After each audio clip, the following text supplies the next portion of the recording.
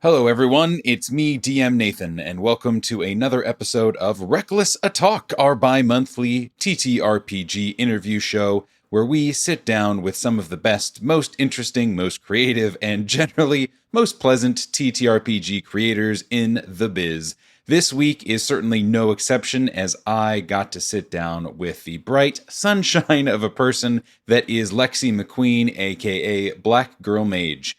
Lexi is a DM, game designer, and TTRPG and Magic the Gathering streamer, and she has been making waves the last few weeks and really months, DMing for actual D&D celebrities, including the one and only Matt Mercer from Critical Role. But she has also been churning out some really incredible world-building streams on Twitch for her upcoming show, Strix U, and has run several phenomenal games across a whole slew of different channels as of late. Lexi is, I think, one of the coolest, kindest, and most intentional thinkers in the space right now, and we definitely feel very lucky to have connected with her. I cannot stress enough, this interview is a delight, and so is she, and you will want to follow her and all the cool stuff that she has coming down the pipe. Be sure to check the show notes for all the links to all the things. So, without any further ado, here is our extra large interview with Lexi. Enjoy.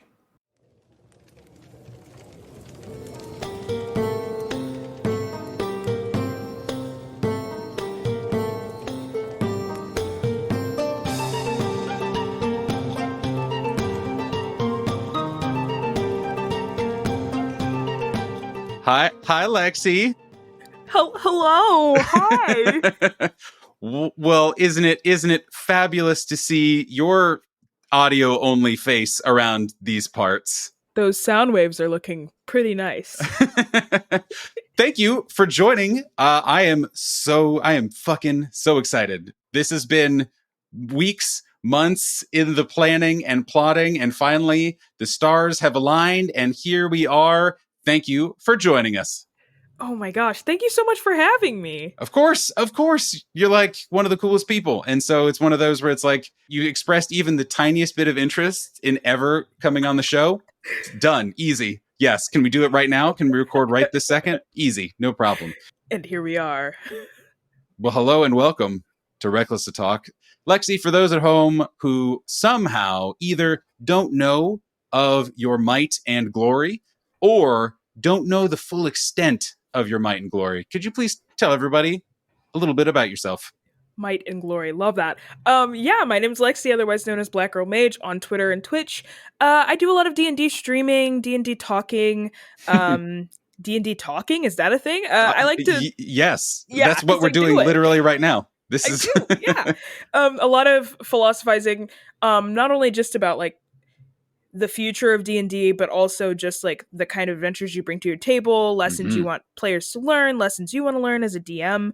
And so, yeah, I mostly do a lot of streaming of D&D prep, and every once in a while I do video games. But yeah, mostly D&D, a lot of Magic the Gathering as well, where I play Commander and hang out with people and play cool games. That's also a fun part. And I do a lot of stuff outside of that too, like language learning and music and art and other stuff. It's a whole thing. It is a whole thing, much like our last guest, Matt from Dungeon Glitch. Yes. There are some people who I can be like, yes, this is this person. Here's what you know them from. There's the thing. And then for both of you, it's like, I always make sure that you introduce yourselves, but like you especially introduce yourself because there's 17 million things you're doing all the time, every second. And I will miss them. It's just going, it's quick fire. It's like happening really, really fast. And even for myself, I don't realize till like an hour before something's happening that something's happening. So. We're all just trying to white knuckle onto life and just, go from one thing to the next. One of the things that I do very much love about the stuff that you do and am like always flabbergasted at is your live world building that you've done on Twitch and your live like campaign prep, a campaign we will be talking about shortly. You were already awesome and so cool to talk to and just a neat person and my heart and creator and all that kind of stuff. And then I started tuning in to those more often, just as like, well, hey, cool, this like friendly person is live, and let's see what they're all about. And then would tune into those Twitch streams, and it was like, oh, this is not everyone can make this interesting and cool, and this is that. But you know, that's not where this story begins, Lexi. No, that's not the beginning of the journey. And who are we to gloss past the annals of history? I'm trying really hard to keep going because you're trying not to laugh, and now I'm trying so hard not to laugh. It's not going well for me either. All this is to say, first of all, I apologize to all the listeners in case I just start going off the rails. It is just because I'm trying to make Lexi laugh at some dumb shit that I'm saying.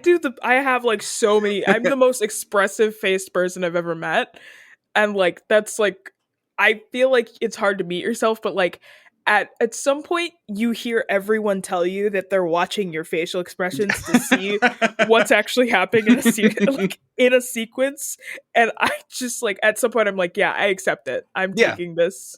I will have the crown. Why not? Exactly.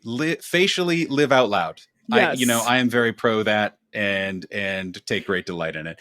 Mm-hmm. All that is to say, what this is all building towards was, hey, Lexi, how did you get involved in tabletop role-playing games and in fantasy and in kind of all of the genre of it?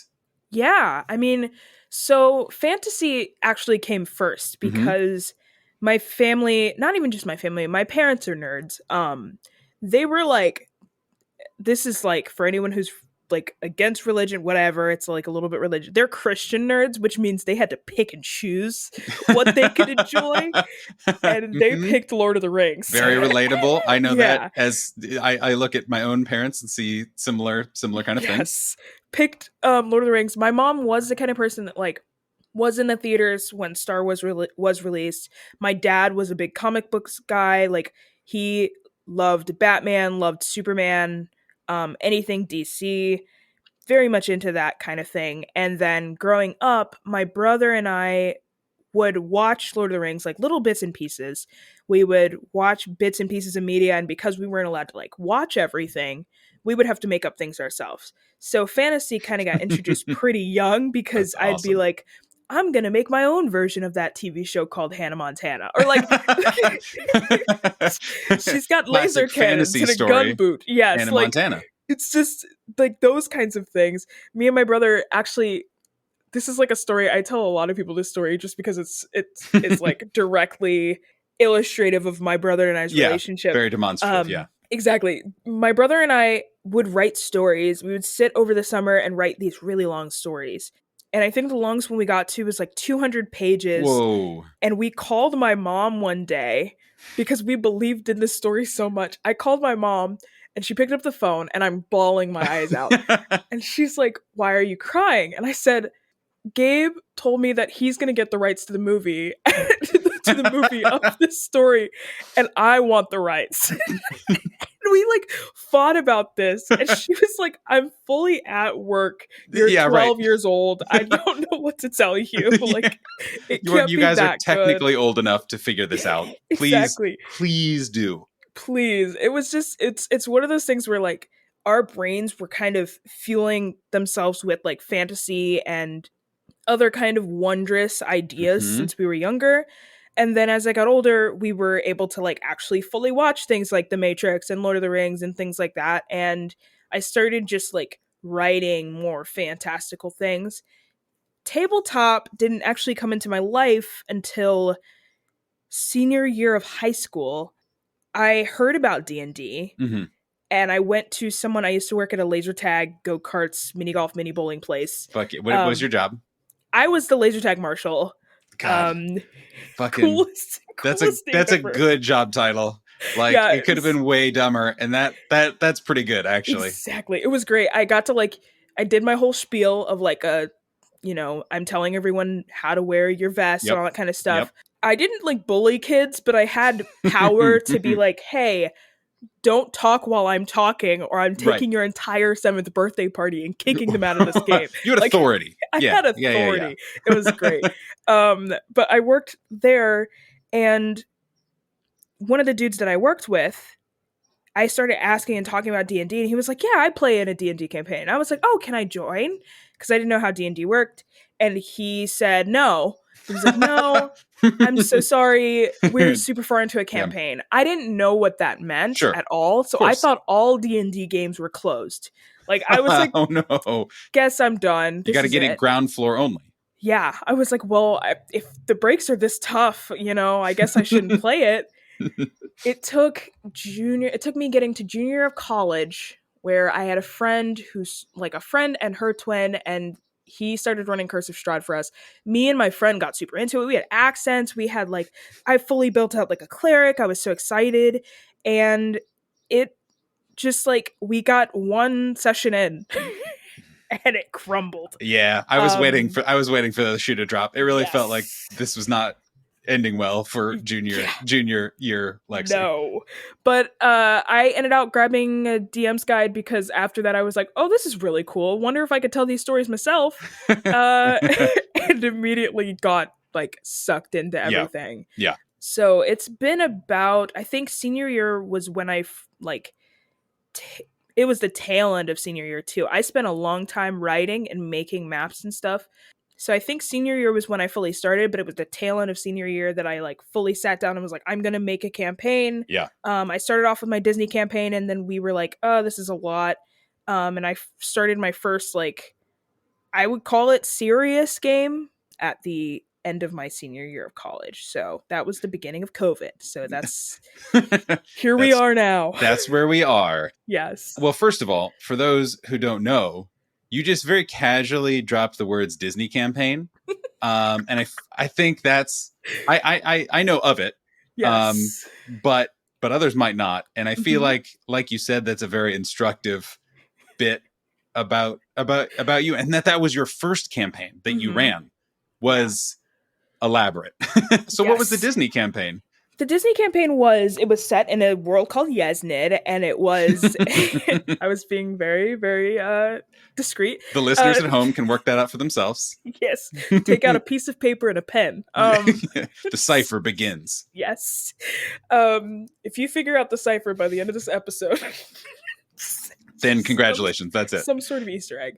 So it was set in Yesnid, and the idea, it all kind of sparked from one of those Pinterest posts that people who don't play D&D but know you play D&D send to you, where they're like, this person on Tumblr said that you should run a game of PTA moms. And I'm like, so what world is that set in, and what races and classes are tell me how this works. And the person cannot answer me. So It was one of those things where they kept sending me oh, I want to play a D&D campaign where you play as Disney characters. They kept sending me little pieces of people that had drawn the Disney princesses in night gear, which I love anyway, but right. I was like, okay, I have to figure this out, because I recognized from the very start that my players were probably going to be the most important thing to this game. And if I was messy, if I messed up or whatever, these are my closest friends, but also if we're still playing an adventure that they love, then I was like, it doesn't matter. We'll figure it out from there. That's fascinating. Not to interrupt, but I'm curious at this point. So as far as the story goes, you've had a session of Curse of Strahd, and then you just devoured materials and created materials for a full year. Yeah. So at this point, what other context, either from live streams or cultural context or the internet or whatever, were you consuming? Because what you just said is a very that's a nuanced DM take. Many DMs still have not figured that out, and many DMs it takes a while for them to figure that out. So to have that in your first real campaign is very interesting to me. Yeah, I think at that point in time I was only watching Critical Role and listening to not another D&D podcast. I hadn't even started. I don't even think. I think D20 was out by then, but I hadn't even started watching them yet. It was just Critical Role and NADPod, and just kind of watching a lot of YouTube videos of people talking about creating for D&D. I think that take, I was very scared, because I will say there was a secret little mini D&D experience in between my first and then the Curse of Strahd one, where my entire friend group tried D&D and it fell apart like very quick. And so I knew that like them saying yes to me was like I was on thin ice. Yeah. And so yeah. it was one of those things where I got the lesson because I was like, okay, these people are the only people that will say yes to playing D&D with me. Yeah. These are the only people I trust. They've sent me tons of inspiration. They're obviously inspired by their characters. Like they immediately were texting me like in our group chat talking about like, oh, what kind of character would I build? And then I started entertaining them and like humoring them and being like, oh, what race and class would they be? And they got so excited that I was like, okay, I kind of have to do this now. Yeah. Chase the excitement. Yeah, and it became one of those things where I started serving the players with how I was doing. I was still having so much fun because I was making my own map. I was coming up with these little stories that would tie into theirs, and I was feeling like a DM behind the scenes. Yeah. And then realizing that I was making the story that my players really wanted was super, super fun. It was a great formative experience for me. And like that campaign, it went on for a solid amount of time because we played it before COVID hit and then we did it over Zoom for quite some time afterwards. Like I still have video recordings on my computer from where we were like playing with our backgrounds changed to like Disney backgrounds and stuff, and we're doing all that kind of stuff. Setting the scene. Yeah, exactly. And like I say this quite a bit on my live streams, but I don't think a lot of people talk about like when campaigns fall apart, why, and like what they learned about it, I guess. I don't always hear people say like, I think people only talk about like, oh, I ran this campaign for 6 months or 6 years or whatever. And that's great. I, as a DM, have not been able to finish a long form campaign just yet. And that's partially because I'm pretty new to it. But that Disney campaign kind of fell apart because I was serving the players with a story that engaged them as players, but they were tied to this idea of Disney and like Disney characters. And like I had Kronk, I had Kita, and I had Jim Hawkins from Treasure Planet. Straight up had those, like, but they were Planet, just were those characters, just straight up. They were playing those characters. We had done like Kronk is a barbarian, and at first he was like the player. She was playing him as like a bear totem barbarian, but then I found like more of a. I think I found like a homebrew himbo totem. She was like, this is perfect because this is the one. She wanted to talk to the like every evil thing that came along, and she wanted to be able to charm them, but she didn't have those capabilities. So I was like, that's absolutely up his alley. We had Kita, who was a cleric of knowledge, and then Jim was a gunslinger, like a basically gunslinger pirate fighter class, and they all felt very, very tied to the actions of those characters in the movies because it's already preset. That makes sense. And I didn't realize it, but we had kind of ripped away the idea of like making a character that feels like your own because we all inherently put ourselves into our characters. And so there was no catharsis when a character did something that might have actually mattered a lot to the player if, I don't know, if it was their character. Yeah, if they were not playing Kronk from Emperor's New Groove. Yes, exactly. Absolutely. Yeah, of course. It's like when my Kita gets a letter from the person they're trying to protect, or like Milo, all the way from whatever, that she's doing good work. It's like that feels way more cinematic, like we're continuing the mythos of the movie, rather than if the player had made a character who was a queen who ran away looking for a cure for something, and she receives a letter from someone she loves that she's doing good work. It's like Kita getting a letter is different than I put my heart and soul into this character that represents something about me, like running away from home, or something about me wanting to know that I'm doing good and like being willing to do whatever it takes to do good in this world, and then getting one letter that says you're doing great from someone that I love. That is way more cathartic. And so they were like experiencing the highs and lows of lacrosse, but they weren't experiencing it in their souls because they didn't know these characters. So that was my first campaign. It lived for quite a bit. It breathed a good breath, and then it died, and more things have come from it. But that was the first real campaign I got to like sit down and make and like feel super attached to and learn a lesson from without it crumbling because of like scheduling reasons. Right. Yeah. It was funny. And when you were talking about that, is like the only thing people do talk about are scheduling, you know, scheduling or problem players or like, interest waned or whatever. so that sounds very valuable that you're able to break it down to that level and recognize like, I see what the problem was, and kind of move forward accordingly. So I have a bunch of follow-up questions to that then. Yes. So first of all, you spent a lot of time, you were just interested in D&D and tabletop role-playing games, but you said you spent a lot of time preparing, doing maps, doing all kinds of stuff, and talking to your players and talking through like, what class would Kronk be? And, that sort of thing. And then obviously you have a lot of passion and excitement at the table, working with players and having those emotional moments and platforming and that kind of stuff.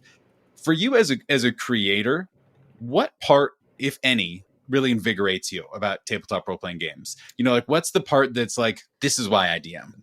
Yeah, I think weaving players into things is probably my favorite part, because there's been a couple of worlds, like the Disney World thing has been reinvigorated. That's why I've been doing it more on my live stream and stuff, because I'm like, the idea of throwing players in this world again seems so exciting.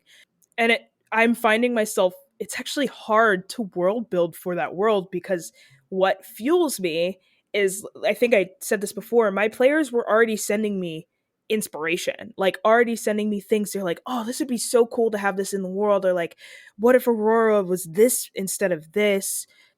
I don't know. They were hyping it up for themselves, making it more their own excited. version of it. Yeah, making it more exciting for them to jump into the world, so that when I did say, yes, I will run this campaign, it was like huge fist pump. We started immediately like talking about like characters, family lines, like all that kind of stuff. And that makes me like feel more creative than just about any other process. I think also just like in general, DMing makes me feel very like the actual sit down at the table in front of people and running a story makes me feel extremely innovative. It makes me feel creative. It makes me feel powerful, not in a way that's like, I am stronger than everyone else at the table, but like we are doing something together right here, right now. It feels like improv. It feels like Shakespeare. It feels like a hymn. Like it's all of these things kind of coming together at the table. But I think the process just before that of being like, let's create these strings and tie them into the world, that like invigorates me. Yeah, the collaboration, it sounds like, is the thing. Yeah, is the juice. Yeah, it's kind of gotten to the point where when I play with people, if it's a one shot that I'm like, I don't really care, I'm just trying to test out a story idea or whatever, I'm super okay with people like bringing their own characters. But I've had people even ask me before, like, oh, I've played this character in this other thing, can I bring it here? I think I've made an exception maybe once or twice where I've been like, yeah, go for it. But for the most part, because of how excited it makes me, and also the actual tie to the buy-in to the world that you get from that as a result, I I mostly do not say yes to like bring your own characters. I'm just like, no, let's do a new thing.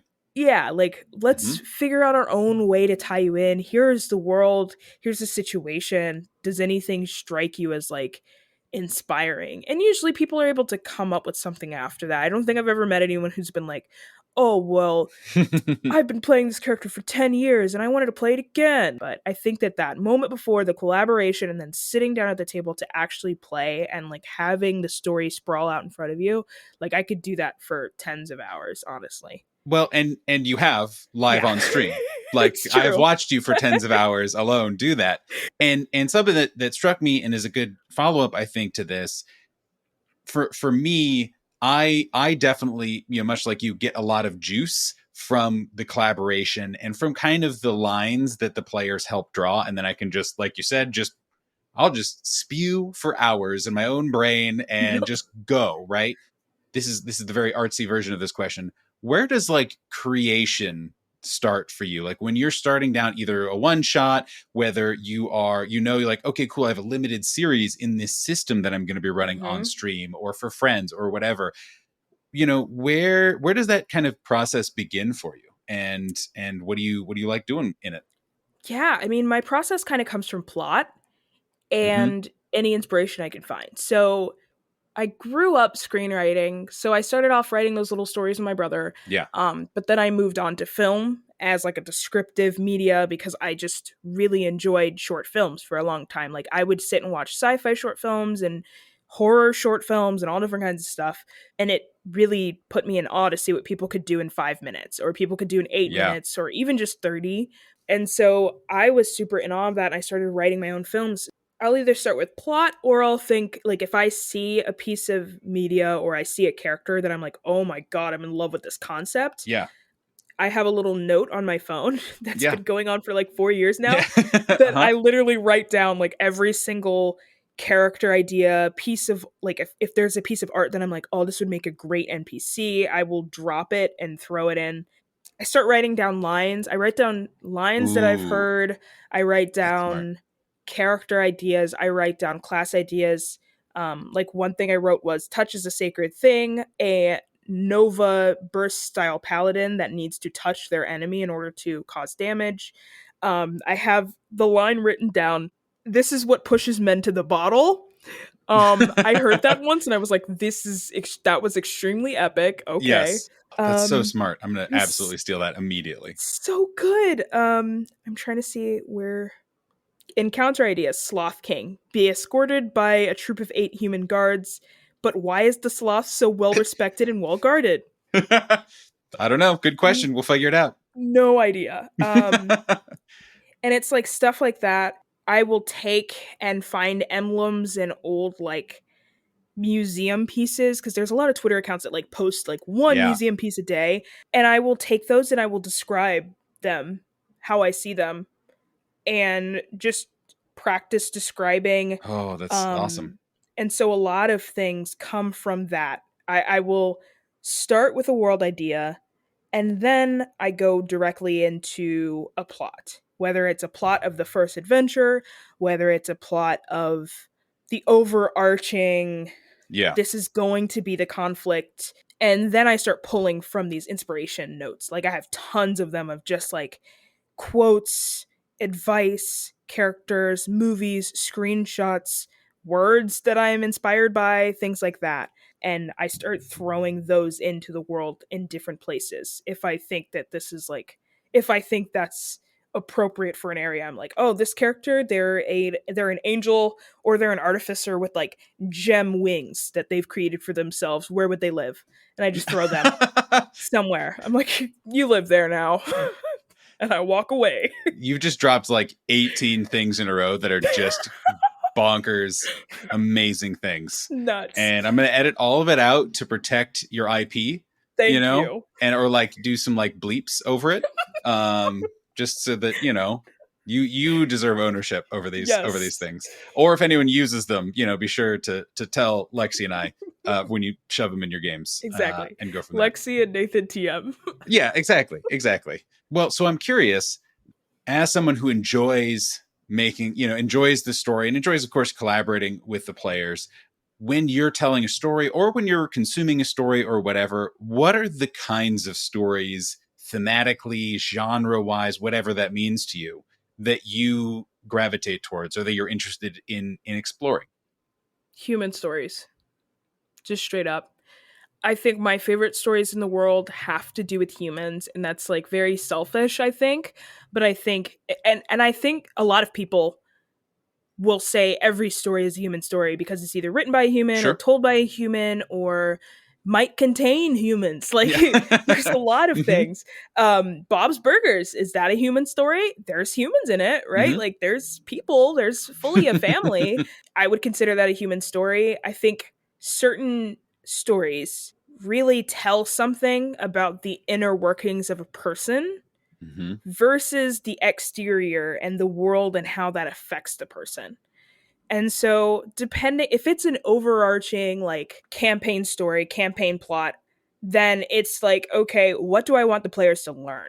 And that might be, hey, capitalism's bad, or maybe capitalism's maintainable, or maybe angels actually are different than what you might think, meaning your definition of good and bad might need to be inspected. Something to explore. Something to explore. And I throw that, and that's not like it's a human thing, but it's really more of like a theme. It's more of like, let's explore beauty. Let's explore the wilderness even. And that's cool. That's like an umbrella over the entire world. When it comes to my players and I start writing stories, and plots before my players sit down, and then once we start collaborating, I start molding it towards them. I immediately turn to stories about the player. I immediately Mm-hmm. start asking and poking and prodding, and I think any of my players can tell you this. I like we'll start a session 0 and they start describing their character. I'm like, "Cool. So is your character like your character they idolize their mom. Are they afraid of her or do they actually truly love her?" And like questions like that. Yeah. You Um ratchet it up. You take it like, oh, that's interesting. Let's take it 2 to 7 levels higher, please. yes, I'm like I need conflict. Yeah, of course. And I think like I just lean towards those kind of stories where it is Absolutely. fully about the person, fully about learning. Even the stories I've told in Chrome have underlying meanings to them because that's kind of like what cyberpunk is that it's always saying something about the future we're going to create. Chrome, your limited run, correct? Your short term Yes. series, Yes. streamed on Twitch, Cyberpunk. What was that? What channel was that on? It is on Utopia, twitch.tv/Utopia. Indeed, go But check it yeah, out. It's awesome. I watched the first episode. It's fucking great. yeah, it's I pick morals and I go after them because morals are inherently human. I think it'd be fun to be like, oh, what are druids like, or like have a story that's just based around like I don't know. I think even what are druids like is a very inherent story. I don't know. You could take a TV show and pick apart a Disney TV show and pick apart things that are not inherently like a human story. Like we're not learning anything from the main character like accidentally texting their crush that they like them too early versus I think of like That's So Raven like one of the episodes where um like there was inherent fat phobia happening in the episode and what I as a kid learned from that episode and like how to stand up for myself, what that even looked like. And even though I didn't know the extent of everything, I still was like I learned. And Hmm. like those are the stories I lean towards. And I just talked for a whole long time, but yeah, anything that is just like That's literally the whole point. Is yeah, that you're supposed to talk for a whole long time. So yeah, crushing it. big I want like big I think catharsis is the word I'm going to keep using Hmm. there. Sure. Mostly because not only do we bring characters to the table because we want to play the characters, because we think something's cool about them, we bring ourselves to the table. And I will say this once, I'll say it again.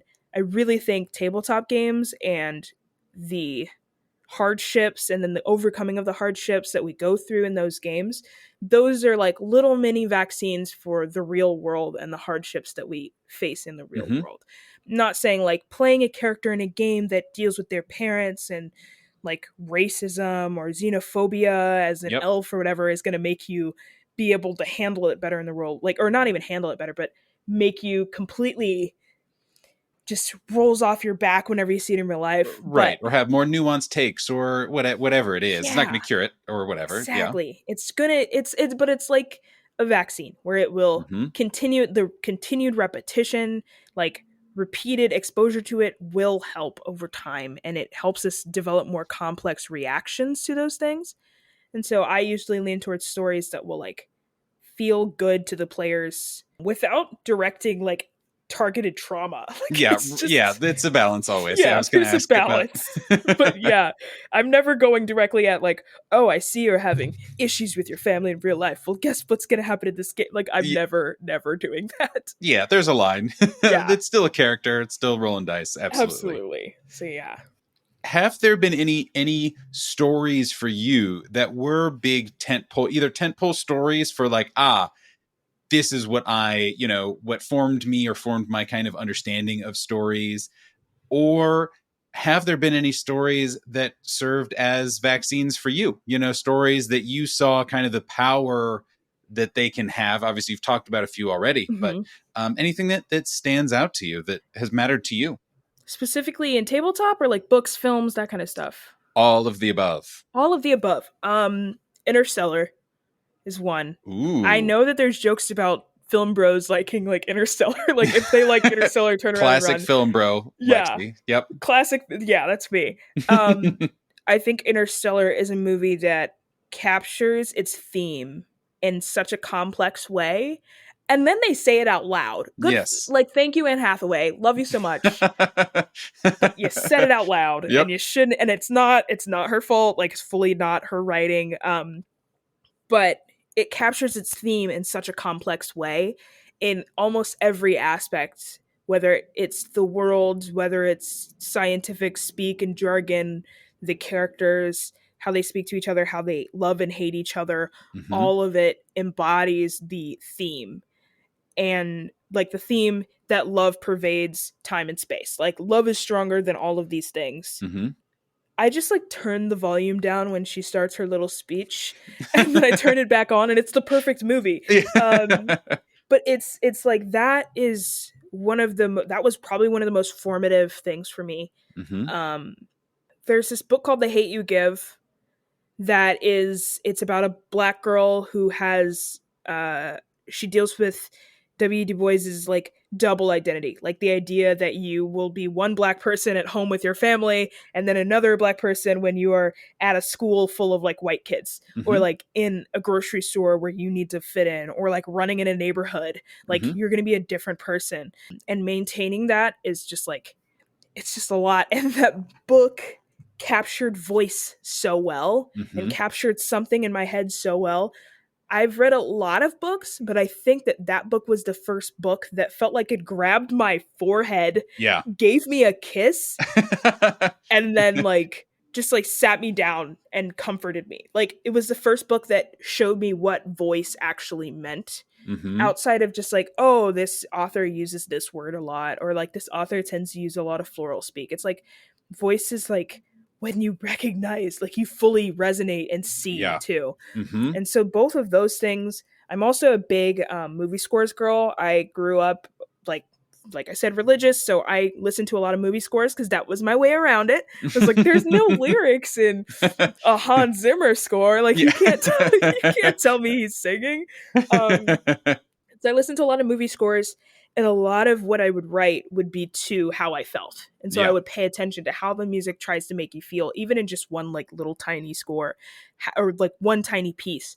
See how it makes you feel, and then write to that arc of like what that feels like. So there's been, I think, Inception's music, Interstellar's music once again, Black Panther's music, Man of Steel, like, oh, I'm gonna name everything Hans Zimmer, but like there's just been some very formative things where it's taught me how to write and how to get through an arc through music even. And like I grew up playing as well, so like that's, everything has that like natural, you know, intro, climax, denouement, like coming down feeling like, or if it doesn't, there's a reason, and you inspect why and you look at that too. So I feel like that movie, there's a lot of movies, books, a lot of books. I think more recently something inspiring to me is Haunting of Hill House. I don't like horror. Cannot do it. I like Wikipediaing horror a lot. Yes. I love checking out the Wikipedia pages 2 weeks afterwards. Yes. I am compelled to know what happens, but I don't usually want to watch it. Yeah. I also think one of the reasons, I'm going to say this, it's going to echo exactly what I said before about human stories. One of the reasons I don't like horror is because I can sit there through a jump scare, but what's more scary to you? A ghost that appears in your house and starts making noise and makes your life a living hell, or a man who, no matter how smart you are, he does everything and knows everything one step ahead of you and will kill you tonight. It's the human story. It's the human. Like the ghosts and stuff feel like a cop out for actual fear, because like you can throw a jump scare anywhere, whereas actual fear is the fact that we live on an earth with millions of humans and we don't know what anyone's going to do at any point in time. Sorry if I'm introducing any anxieties, but yeah, that's terrifying to me. So like Haunting of Hill House is just a horror story that, while it is throwing jump scares at you, it is examining the shit out of this family and like going through each person's stress, each person's trauma, how they were treated as a child and how they were gaslit and how that creates their adulthood. And each of them represents even like different stages of grief. And that to me is like, I rewatch that all the time, because I'm just like, I'm more interested in characters and like seeing these characters through the story of like, why were there ghosts in our house? Like, you could just, that's the overarching campaign plot. Why are there ghosts in our house? Yeah. Yeah. Then you got all these that's the different elevator characters. pitch is why are there ghosts in our house? Exactly. But actually. Then you take these characters, and the ghost in the house is the thing you learn at the very end. But we follow these characters and watch them unpack trauma, be traumatized because they cut back to childhood. We watch them as adults deal with it. We watch them fall in love. We watch them hate each other. We watch them. And that, to me, inspires me so much more than just like a horror movie where something scary happens and it's like revolutionary scary because nobody's ever written a story like that before. Like, great, cool. I care more about the humans in the story. I care more about us changing as people. Yeah, so. That's I think that distillates a lot of what you said previously very well of let's use people to explore what it means, what one aspect of humanity's relationship to XYZ, to each other, to grief, to blah, blah, blah, whatever it is. Heck yeah. Let's talk about your perfect example of a story. I don't know. I thought that would be a nice transition, but then I was like, that's a lot of pressure, isn't it? You gotta commit. Yeah. no, I don't. It's my show. You're right. I can uncommit and recommit as many times as I want. Let's talk about Strix U a little bit here, yes. Lexi. So for those who do not know, can you talk just give the elevator pitch? It hasn't aired yet, but you've been publicly working on it for a very long time. There's a fucking all-star superpower cast that's been announced. But tell the people at home what it is. Yeah. So the Strix is essentially something that has not really been talked about. I haven't really said it super publicly, but only a few people, a lot of people who watch my stream will know this. The Strix is actually a 4-part limited series that will then open up into a 10-episode part series. The 4-part, which is what we're recording right now. We have one more episode to record, and then I'm editing it, and then we're going to release it. It's going to be so great. They're going to focus on this cast, Strixhaven University students. They're 6 sophomores who are within their first week of coming back to Strixhaven University, and they have to make a hard decision that will either help or hinder their future. And the following season after that will kind of just show how those choices play out, which is kind of fun. A consequences arc. We love to see it. I also love the consequences arc is more than double the length of the here's what you did arc, shall we say. Yes, like absolutely. Now we're digging into those consequences and then the consequences of those consequences. Exactly. Strixhaven is just like, it is a magical college setting. For those of you who don't know, Magic the Gathering and D&D are owned by the same company, which is so great and awesome, which means that sometimes when Magic the Gathering sets, like Magic sets get dropped, there are books that are written and characters and like there's been classes, monsters, adventures, settings. Yes, Ravnica, the crossovers are real. The guilds from Ravnica, all of that kind of stuff is from Magic originally. And so Strixhaven is Magic's answer kind of to JK asshole. And the whole she who must not be named. Exactly. In the parlance of the world. Exactly. Rather than the idea of people and characters who are defined like as you're good, so you go over here, you're bad, so you go over here, and everyone else scatter. Instead of it being that, it's split into these 5 first of all, it's college level, and it's split into these 5 colleges that are based on polarities instead. So law and order, chaos and actually no. Law and chaos, theory versus like balancing theory and heart almost. I want to say like rationalism versus like rationalism. Emotion. Yes, exactly. Rationalism versus, is it imperialism? Is what it's called in philosophy? I think it's imperialism. They're all balanced. There are different ones. Elemental fury versus like the beauty of art. There's 5 different schools, and players choose their school based on these polarities, and you can be one or the other, and you can identify with one or the other. You can go into different schools too. And you can play any class in any school, so it's kind of fun to just sit down and have your friends do like a little Magic college arc. It's really fun. what captured your imagination about the kind of Strixhaven setting and concept as a way, because you're homebrewing it also. Mm-hmm. Like this is not the from the book Strixhaven by any No, it means. is This not. is the Lexi plus player special version of it. Yeah. So yeah, first of all, what captured your imagination about the magical college kind of atmosphere and story backdrop? I think that something that caught me was I never watched Harry Potter until last year. So I was like, I hung out. I first of all, I played the Strixhaven set like a lot. I still have two decks from the Strixhaven set that I play nonstop. Like one of them is my main commander, and the other one is just like, hey, for fun, here we go.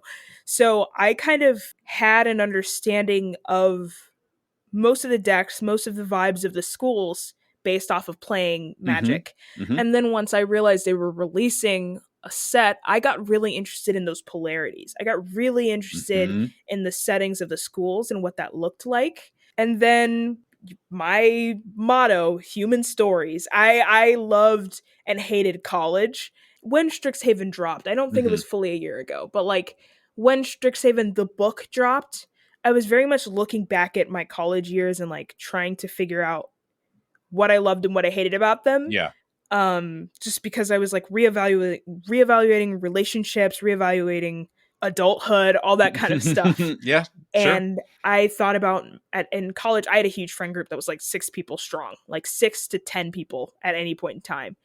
And I thought about how people started breaking away and what Mm-hmm. that looked like and the evolution of that. And Strixhaven just like started calling to me of like, you need to do this. And I never had the intention of running the actual campaign. Like I wanted to run the Yeah. campaign, but then I was like, oh, this is not, I don't care about any of this. Like nobody it cares didn't about learning. connect to what you were interested in exploring. Exactly. I started looking at how do I do this in a way that makes sense.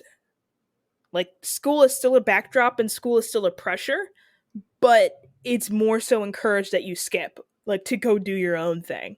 And I started thinking about like what kind of world has this big old school, and like the school has to cost like millions and billions of dollars for everything. Like what kind of world is this set in? And then I actually started writing a world based around the Strixhaven setting. Something that could contain such a thing. Yes. And so then I immediately was like, okay, I need to play with an all black cast. I've never done this before. It's gonna happen now.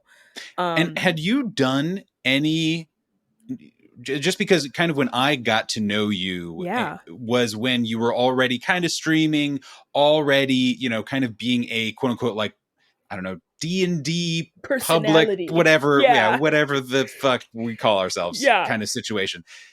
So is this the first kind of like, okay, I'm doing this for others or for like an audience kind of thing that you've done? Yeah. And if so, which yes, Yeah. like you said, what like prompted you to take that extra step? Because it's a weird thing. It's a weird thing that we do to Yeah. be like, I want to do this for other people.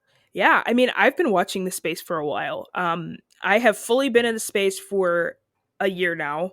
And it took me a long while of watching, talking to my mentor, and thinking about what starting and doing something actually looks like, because I think a lot of people rush into it super fast Yeah. because they want to make. And with my filmmaking background, I would write a lot of films, and there was a few that I actually tried to make, and every single time they would fall apart. Not because they weren't good, because they weren't, but more so That's not why they fell apart. yeah, that's not why they fell apart. Mostly because people would say they could do things, and then they would, and I was just like wanting to make. I just wanted to have things on YouTube, have Sure. things to my name so I could show people what I was doing and prove that I was a filmmaker. That I would just like recruit whoever said yes, and then Mhm. they would follow through, because that's what people do when they're not super convinced on the vision, they're not super convinced on the craft. It's just like that's the symptom of it, is if you rush into super fast, you might have a great group of friends that can figure things out, but for me, I spent a long time watching, and I'd run some one shots, and I'd mostly been on other people's stuff, which was a great start for me. But the Strix had to be my first thing. Like, I was like, this is going to be the thing that I am like, no. Okay, I can't say it's the first thing. We did do Bob's Battle Tavern first, and that has been terrible to edit because my computer is just now good. I will say that was my first thing, and after doing that, I was like, I know that I can do this. This is going to be the thing that I attach my name to as an actual play, like long form series, because I'm a big fan of doing shorter things. I'm a big fan of having small, palatable stories that people can spend 2 days listening to, or one day at work, like one day at work and then the rest of their day listening to. That kind of thing seems interesting to me. But Strixhaven, I started pulling on people and saying I sat down and I was like, who do I want to be in this cast? And something that's interesting about the cast is that I have, like, most of them before Strix, I had maybe talked to one of them, like, consistently as a friend. Everyone else were people that before in the space I messaged them and I was like, hey, I think you're so dope. I would love to hang out and talk sometime. And they were like, yeah, absolutely. I've been seeing you, blah, blah, blah. We had talked maybe once or maybe vibed on like a Twitter thread and never spoke again. Right. And sure. I said, as is the way. Exactly. Online. Yeah. Love Twitter. It's the wild, wild west. Yes. But I ended up just pulling on these people, and that's when I was like, this is it. Like, this is it. It's going to be the actual play. If people say yes, then I'm going to go all in on this. So Bob's Battle Tavern definitely has my heart as like the first thing that I pulled together and had, but this is like, the Strix is my first like actual play series that I'm like, I'm sitting down and I'm going to commit a long time to making sure this comes out. And this looks good. And what is Bob's Battle Tavern, for those who don't know? Bob's Battle Tavern. And where can they find it? God, listen, I don't know where you can find it yet. That's the hardest part. Yeah, got it. Something that it is taking forever to edit because I had not a good computer up until recently. But hopefully soon I should have it out on Utopia. Watch Twitter. Yeah, watch Twitter, because I probably will post it either straight to YouTube or Utopia. I'll probably post it to YouTube and then blast it on Twitter. But it was a Bob's Burgers themed one shot that we filmed over 2 4-hour sessions, and I cut it into 2 or 4 2-hour episodes. So it's like a one shot. You can sit down and watch the whole thing. Super, super funny, extremely amazing cast. And everyone's just playing like either a Bob's Burgers character or someone who's pissed off by a Bob's Burgers character. Yep, that sounds about right. It's the dream. It's D&D. So super fantasy classic D&D tale. Exactly. So back to and is it the Strix? Yeah, you can call it the Strix U. We're figuring out branding, but Strix U is good. The Strix, either one. You talked about kind of why that theme and that setting was calling to you, right? Kind of your own introspection. And was this kind of separate of planning a game or thinking about a game or a story, and you just like were thinking about these things in life, and then it's like, hold on, light bulb, I see where this connects? Or is this kind of gearing up towards, here are themes I want to explore in a thing, whatever it is? I think it was themes gearing up towards like Strixhaven, the game, like the book kind of got announced that they were doing it and that they were publishing it. And I think that I didn't know that they published it till they actually did. So it was out. Yeah. And that's when I was like, oh, okay, I'm going to buy this. And then I started reading through it online and I was like, oh, this is really good. I was already thinking about like my life and like college and stuff. But then I was like, dang, like this could really be interesting. And I never even got around to like, I got through the arcs a little bit, like whatever the adventures in the book are, but I was mainly focused on the polarities of each professor and like learning those back and forth and like trying to see how those were represented. And that kind of just became my thing, was just like, think of the idea or the book came out and then I thought of the idea and then I was like, oh God, I got to do this. Yep. Absolutely. Again, I'm sure it's evolved as players have come on and brought their own perspectives and stuff to it.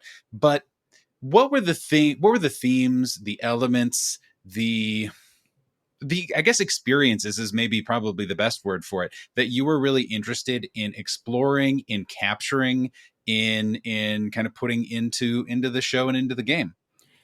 Definitely, I wanted to make a world and have this college not have to worry about diversity, because I made it very clear. I talked to my mentor about this for like hours, and I was like, I want a college show about like black college students, and like obviously these characters are like tiefling or whatever, but they're black.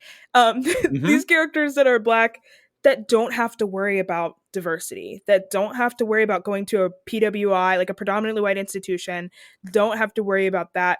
Now, still worrying about money, like if you come from money or not, still want to explore that, because I think that there's this disparity in the black community, in a lot of communities, where the richer you get, a lot of people that are like lower income see richer income people, like see higher income people in a different class of them, because like financially they might be, or sociologically they might be, or economically defined by the government they're in a different tax bracket. Yeah. But there is this like cultural divide of like, you're too good for us or whatever, and I really wanted to explore that because Hmm. I ran into that at my college, but I didn't want it to be focused on black pain. I was Yeah. like, this is my biggest thing. I don't want it to be about black people suffering. Mm-hmm. Like, if you have money, then we figure out how you have money and we just do it. Like, that's just a yes. Right. And you'll see characters who are like, I fully have a park. Like, one of the parks on campus is my parents. And then you have Yeah. another character that's like, I don't come from money, screw you. And like, that's like, we explore it, but that's not like a main issue. Um, it's like themes like that I wanted to do diversity, but still exploring the black community, still exploring what that looks like. I wanted to explore sorority and fraternity life. I was in a sorority, surprisingly enough, which is something nobody ever believes, but I I could was. it's one of those things where I could see it either way, Yeah. where it's like never in a million years or deeply 100%. Yes. And those are the only two settings. Yes. And the sorority experience it was interesting, but I basically broke it from the very start. So that was fun. And I wanted to see what that looked like on this campus. I really, really wanted to see. I love shows where black kids get to just have fun. Yeah.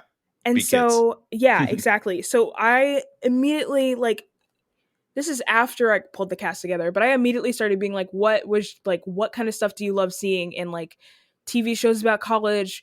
What do you Yeah. want? Like, what scenes do you want? And the second that people were like, oh, we want a mall scene, I was like, I love that so Fucking, of much.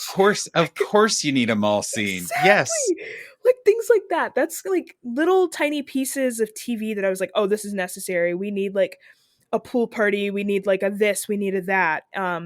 We need the rich kid that like everyone dunks on. We need him. We need the character that everyone loves, but he's super quiet and super big, like big, huge teddy bear. We need that character. Of course. I want to play like around with the idea of like black parents and expectations that black parents put on kids, and how that looks different when you have money versus when you don't.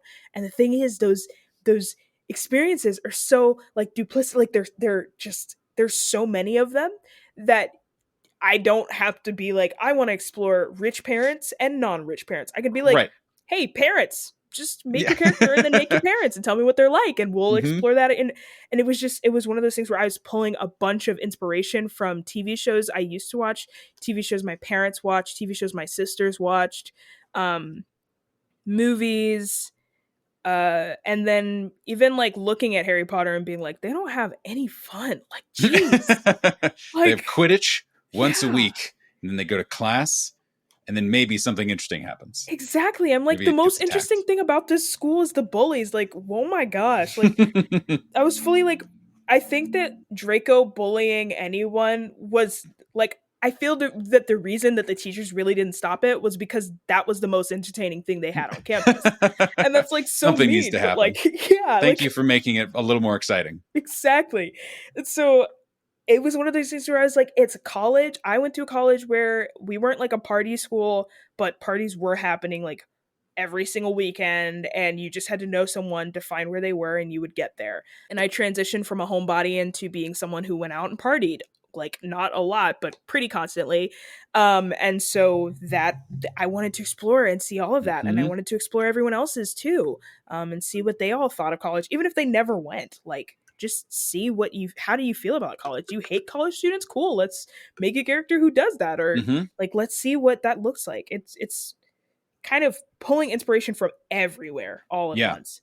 Something, that comes across in a lot of your work, obviously, is a lot of genre stuff, or a lot of referential stuff, whatever, right? Yeah. And specifically for the Strix, I'm curious, how are you finding the process, or enjoying the process, or whatever the proper verb is, kind of marrying the, okay, cool, we're telling a piece of genre fiction, right? We're like, Hmm. we're throwing in all the tropes, all the college tropes, all the like big themes we want to explore, all the identity things we want to explore, all the just like goofy mall episodes we want to Yeah. explore, with the backdrop, right? And the setting Mhm. of like, and also, what does this all look like in a magical sense? And what does it look like at this sort of an institution, in a world that supports this sort of an institution? Mhm.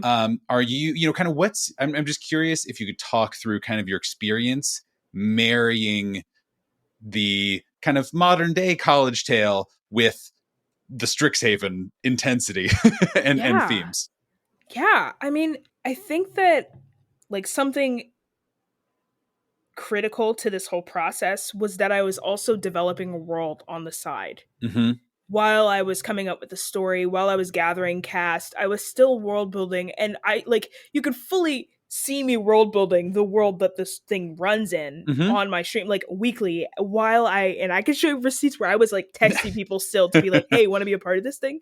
So I think from the start I had my story, and I not even had my story, but I started thinking of like, okay, I want to tell a story about like black college students, HBCU, college Hmm. where there's no diversity issue. And is it a full, like, is an HBCU like fully entirely, as opposed to just a diverse one? I just want to clarify It's for the like, listener. so it's HBCU inspired more so, and Hmm. how Yeah. the culture manifests there, but it's really just like an extremely diverse college. Like, you don't have to worry about, oh, it's more elves or anything like that. It's just like, nah, like we make it highly obtainable for anyone to come to this college, meaning that Hmm. diversity will also unfold the way it Hmm. naturally should if you just make Absolutely. things more obtainable. So it's more so that it's like Yeah, a yeah. that kind of thing where but I'm also making it kind of like a sample size of like the outside world too. And so some of the things that they say in the book about certain NPCs, certain characters, I started looking at that and started being like, okay, where does this person's parent, like, where do they live? Where do they work in my world? And then from there, I started taking and I made the Strix, I made it a bubble. And then I started making that bubble. I was like, okay, around this, who's looking there? How do they get food? Who wants to live next to a college this big? Yeah.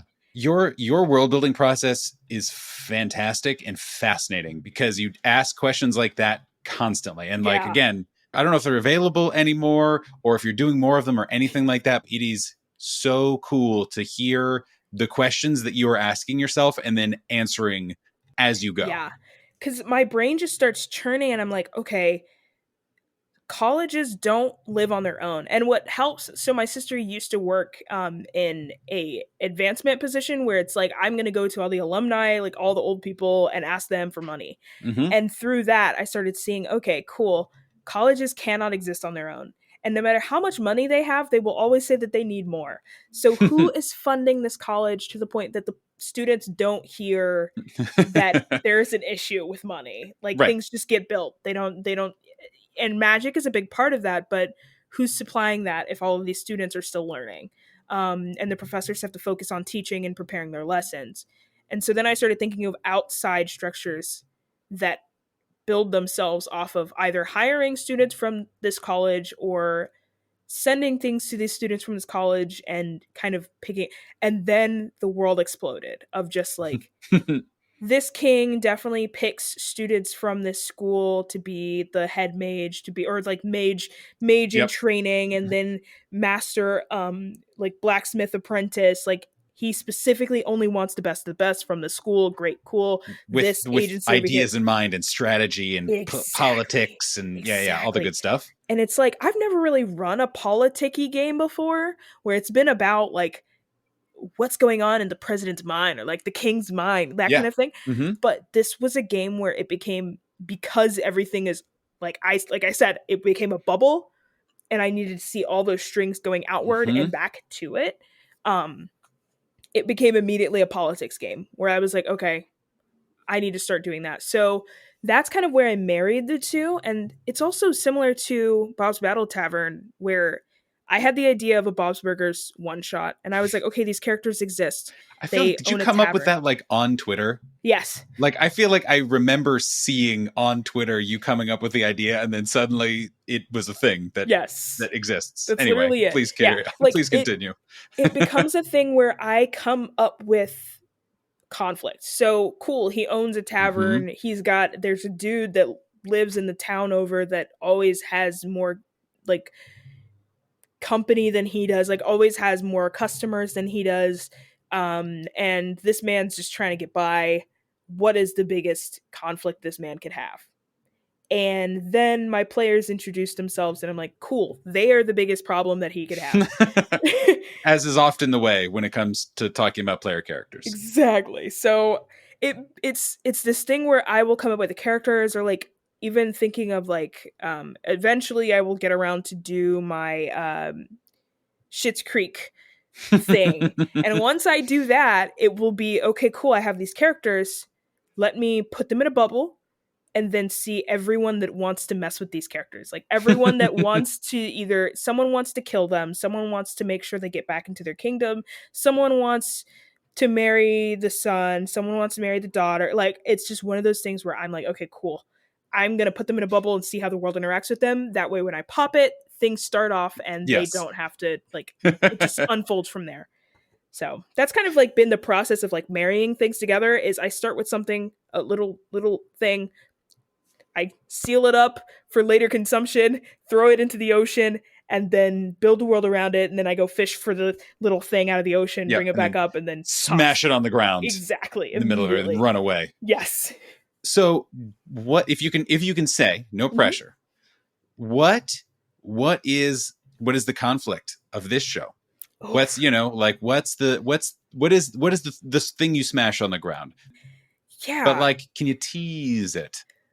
What I will say is that in this game, Strixhaven is a regular college. It's a very, very regular, grandiose, wondrous college where anyone who is anyone sends their kids. But the most important thing for these students is to be placed somewhere that after college, they will flourish. And they will be able to basically get the jobs that they want or their parents want. So pretty much the conflict is internships. Yep. That's what I will say. And fucking great. Anyone that can get you the internship you want is like, has basically like, very important. They're very important. They have power. So I will say that's what the conflict is like getting that internship that you need, because otherwise you kind of either fall into an adventurous guild or you hope that your parents can pay you into a spot, and that doesn't always work for people. Yep, absolutely. And we'll leave it there. Yeah, we'll leave it there. And before we moved on to the next thing, I was curious, like we've said many times, you did a lot of this building live on Twitch. And like you said, like sometimes texting people to be like, actively on stream, literally putting this whole thing together. Yeah. And has that changed or affected your process in any way? Like, what has that experience been like? Because I've done a tiny bit of world building on stream before, and I loved it, but it's different. Yes. And changes things, especially if you're talking with chat at all or have people there. It's just a different energy. So what was that like for you? And do you recommend it? It just depends. So I'm the kind of person where I love questions. I love learning, and I love being the person that, like, if anybody's going to learn today, it's going to be me. Mm-hmm. To the point that, like, even playing Magic is full of, like, white dudes that are like, I know better than you, and I'm going to pub stomp you, and you're going to learn today about how great my deck is. I have gotten to the point where I will humble myself, air quotes around humble. Air quotes. I will smile in that white dude's face and ask them what card they used to do that and learn. I would rather learn than be like, like angry. Like, it should not have happened. They should not have pub stomped. Like, absolutely not. But, like, if I recognize there's something that I can use later from this, like, learning for future experience, crushings, I will just do it. Like, I will just sit there. Even I'm in computer science as well, another area that has a lot of dudes that pride themselves on how much they know. If I already know the base level foundations of everything and I'm just asking a very specific question and a dude decides to go on an entire rant about everything that he knows, including, and then finally get to the last piece that I was asking for, I will sit there and smile in their face and get the entire baseline ground level understanding and then, or like review, I guess, just to get to the last piece. Not always am I that patient, but that's where my brain is. And so when people come on stream, I'm extremely patient because I want people to throw questions at me. Like, I want someone to be like, oh, is there an acapella group at the Strix? And then I can be like, oh, yeah. But then I also want people to come in and be like, so how are you handling this thing that I just talked about 5 minutes ago? Right. I have the patience baked into me already to be able to just be like, oh, I can reiterate if you would like. Make some space, to just basically. do that. Yeah. And I think that because it's in my personality to learn, to be patient, and to wait, like, wait on people to respond, wait on people to join or whatever, it's perfect for me. Like, it's the perfect time. I feel like I'm being productive. I feel like I get things done, but also it feels super interactive too. And I also like that people see some of their stuff in my one shots or see some of their stuff in the world that I'm building, and they will see some of the stuff in my world, and people will be able to be like, oh my god, I helped with that, or like, I watched when she built that, or whatever, because I think that it's interesting, it's fun. So I highly recommend it if that is your personality type. Some people would rather sit for a full year and lock themselves in a room and just figure out every single population number and every person that makes up that population and the square footage of every single city. That is great. That is also a way of working. That is not super conducive for stream, therefore I would not recommend it. No, that's true. But yeah, I think building on stream has been fun because, like I said, I get the input of people saying things like, oh, well, in my world, there's actually dragons who do this thing. All the dragons are chefs, and therefore it's a chef quest for everyone to go get like a dish made by a dragon, and that's what my players are going after. And I'm like, that's so cool. I would have never heard that if I was not streaming at this moment. And here for you to say that to me. Like, I love that kind of input. There have been also streams where my players from the Strix come in and just like blow up chat, and that is like so much fun. If I'm working on things with NPCs, like I made an NPC sheet, like a huge Excel sheet that had each NPC from the Strixhaven book. That's about the only thing I'm keeping from Strixhaven, the actual textbook. But I took all the NPCs and I asked my players what their dispositions were towards them, and I gave them like 4 colors of like, I love this person, I'm friends with this person, I hate this person, don't know this person. They added 8 more colors and then just like blew up the chart and dream. Like, yeah, and started typing in like, oh, I sell weed to this person, like that kind of thing. So I'm like, cool, noted, great. Yeah, yep, exactly.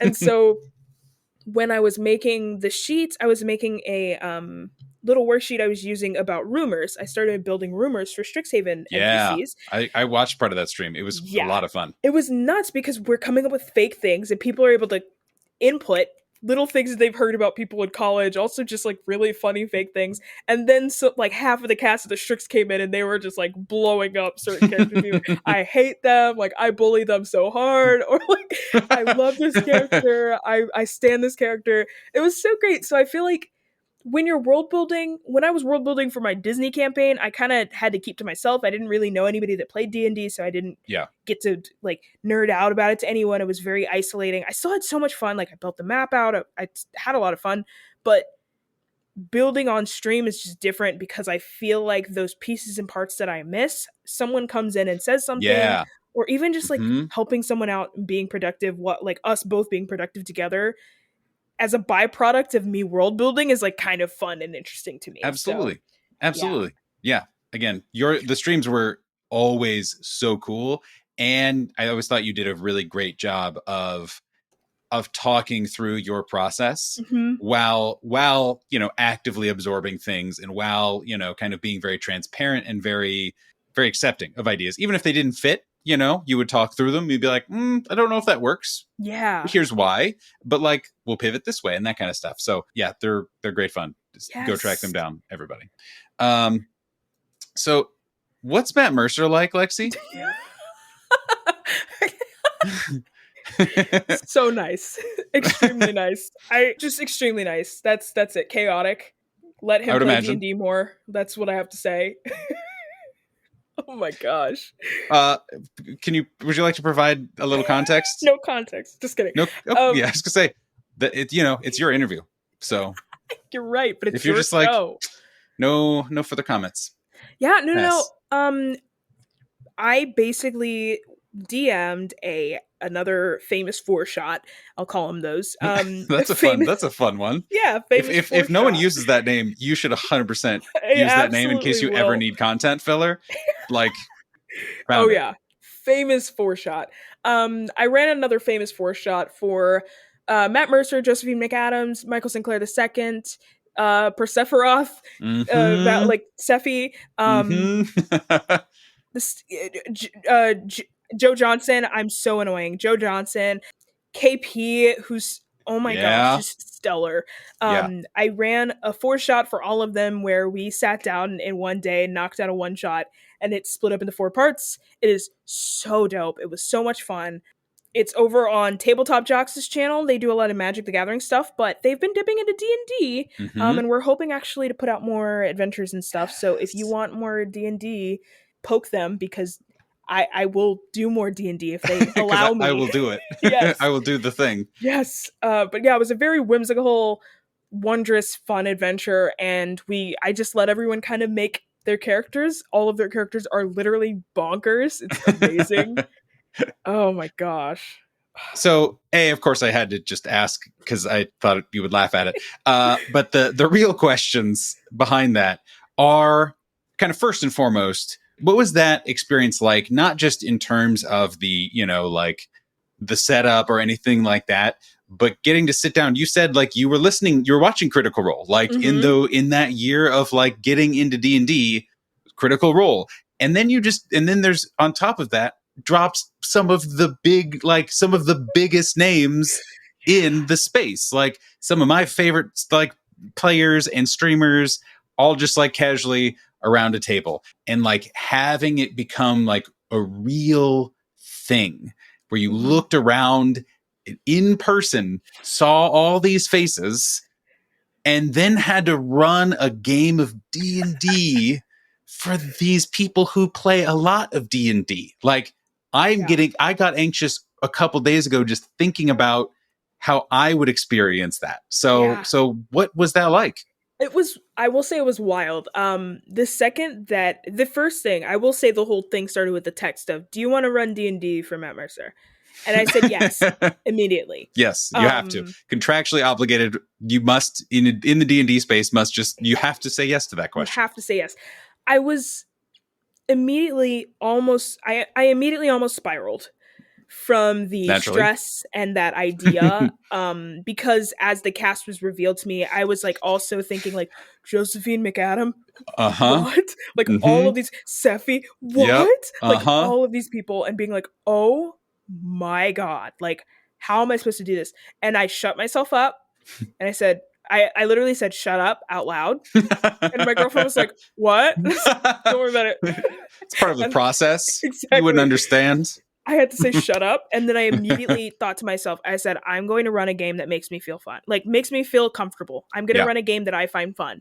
I'm going to run a game that is from my own brain, and everyone else will love it. And that's what I literally kept repeating that over and over. And anytime I would get anxiety, like I would start like breathing really hard, and like I would get to the point where I was just like staring off into nowhere, like not even dissociating at that point, but like getting really, really close. And I would just like ground myself by being like, I'm going to run something, like repeating to myself, I'm going to run something that I find fun. I'm going to run something that makes me comfortable. I'm going to run something that's from my own mind. And I did what I do best. I found something that I was super inspired by. And for a little while I was using this monster book to like find monsters for a cute little museum. And I made myself a little Night at the Museum one shot. And it's so good. And it was good, it turns out. It was so much turns fun. out I'm good at doing this thing. Yeah, I think afterwards I started feeling a little like, it was weird because I didn't have imposter syndrome before. Like I really didn't. I didn't really feel like, oh, I'm a bad DM. They're gonna feel like I had a little tiny breakdown before, just because I was also playing at that point in time Magic with Post Malone. So like all of it was coming together. Like, yep. Also casually dropping that in. Also, yes. Yeah. I was just like, I'm not good at any of this stuff. They've invited an imposter. I'm going to show up there and they're going to ask me rules and I'm not going to know anything. Because of course that's what would happen, and what everyone is there for is to expose you personally. Exactly. It's all about me. I am a Leo, so I will say that that's very close to my thought process. But no. I had a little tiny breakdown the night before. And then when I got there, I immediately slipped into a different mindset. And the entire thing was like mind-blowing. The entire trip was mind-blowing, and I just kept my cool. It was when I was coming back that I was like, oh no. I have to sit on this plane for 6 hours with my own brain. Yeah. and try to process what just happened. Yeah.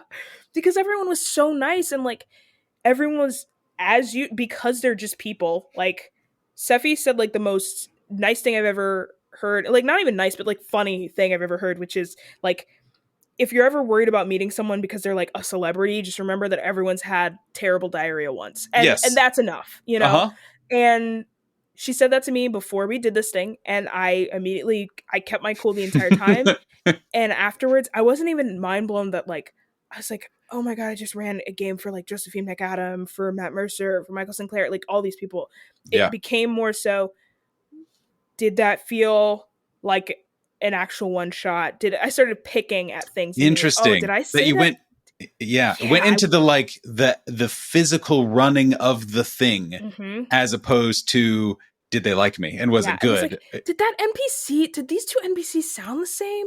Oh crap, was that a loose end that I did that? Like I just started immediately doing that. Do you do that in normal sessions? Sometimes. Sometimes I get very nitpicky of the logistics of things, of me being like, oh, I should have used a different word for dark there. I should have used obscure, or like things like that.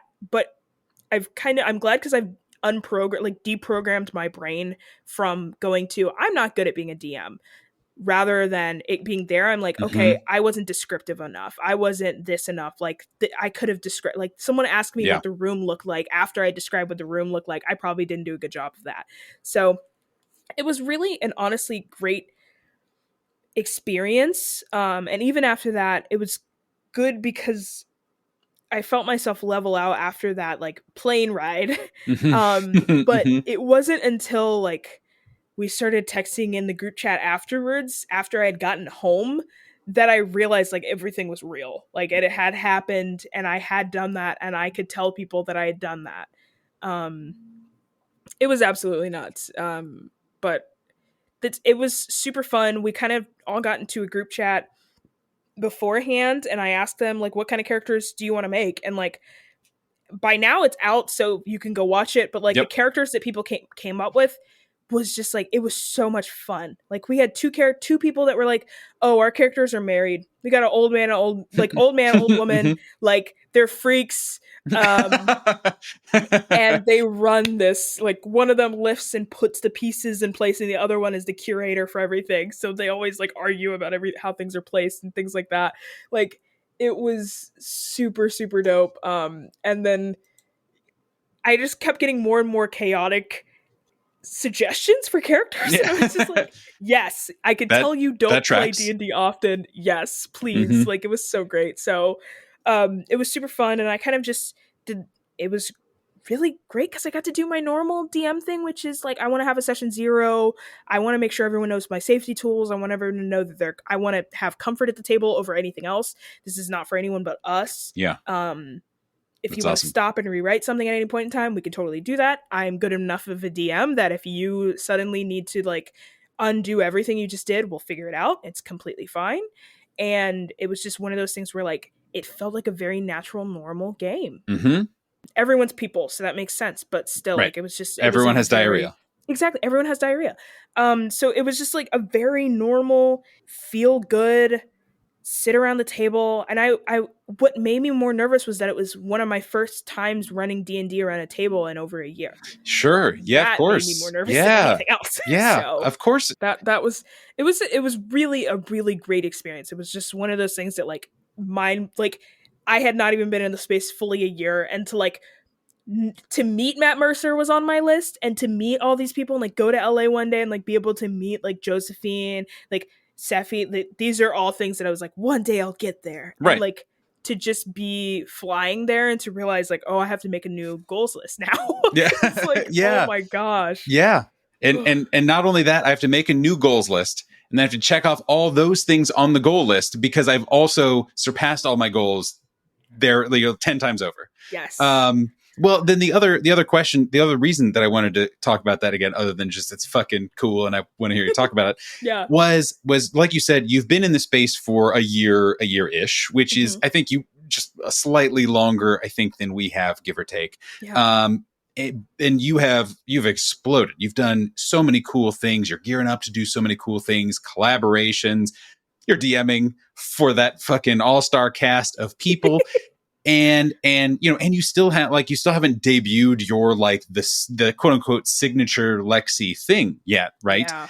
And so I just would love to hear what your experience growing a space, growing a community, growing yourself throughout all of that, especially in that short amount of time, what that feels like for you, and how you're navigating and how you're doing going through all of that.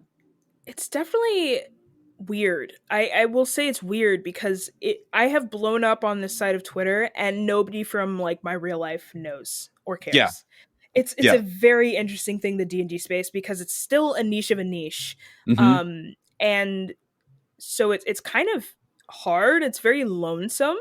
I will say that because like I have a best friend who's super into D&D, like plays D&D and stuff, and super into D20, super into like Critical Role, that kind of stuff. But mostly because I introduced her and because I got the group into playing like the Disney campaign 2 years ago or however long it was now. And since then, the interest has just like blossomed. And she kind of understands like what's going on and how big things are. She doesn't kind of understand. She understands. I think it's everyone else outside of her that it's like, cool, you did it. Yeah, good job. Like, proud of you. Seems cool. Seems good. So it's been weird, but I definitely was trying to move very silently the first half, like first 6 months. I was just about making friends and saying yes to whatever I could. And getting into communities, not like trying to weave my way into things, but like be in a community. Exactly. There's things like Utopia where they actively like want people who play, people who don't play, people who love to talk about games, people who just want to hype up people who create. I found through the tabletop mentorship program they're on Twitter. They're really dope. I was gonna ask about that. Yeah, it was really a dope experience because my mentor that I got, Jess at Burst of Hope on Twitter, Jess introduced me to a lot of people. And not only just introduced me to a lot of people, because it's one thing for people when you enter the space, you see people that make Twitter, like, who should I follow? Jess, like, told me who to follow because they could immediately identify that I am pure of heart, dumb of ass, fully just... May we all be yes. So. I just love people. I love talking to people.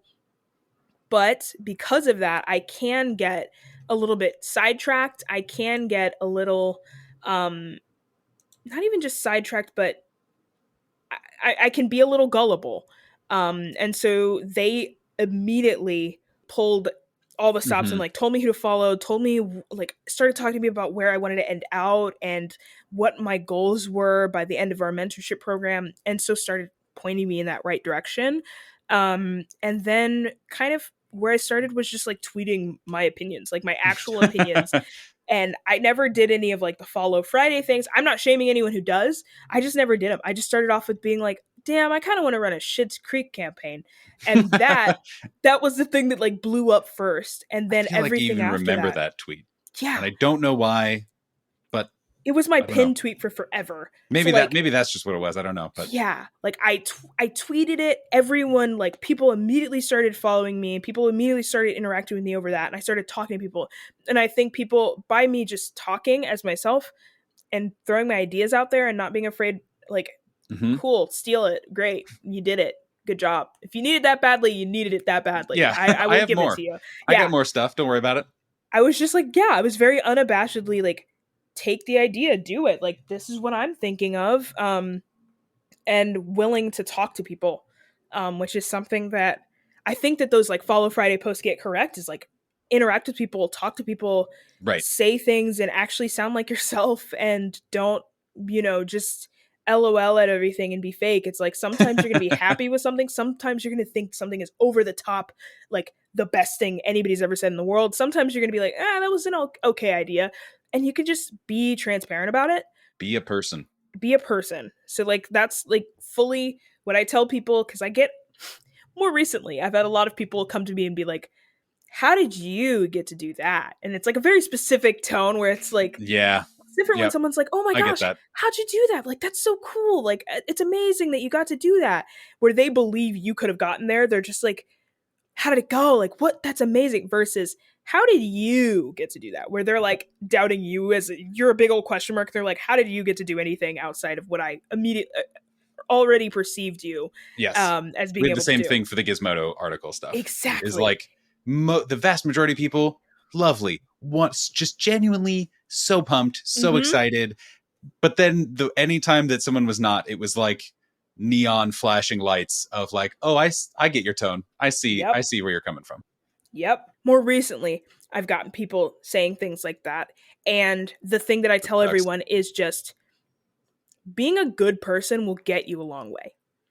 Because you don't have, being good does not mean being nice, first of all. No. Being good means you don't have anything to worry about.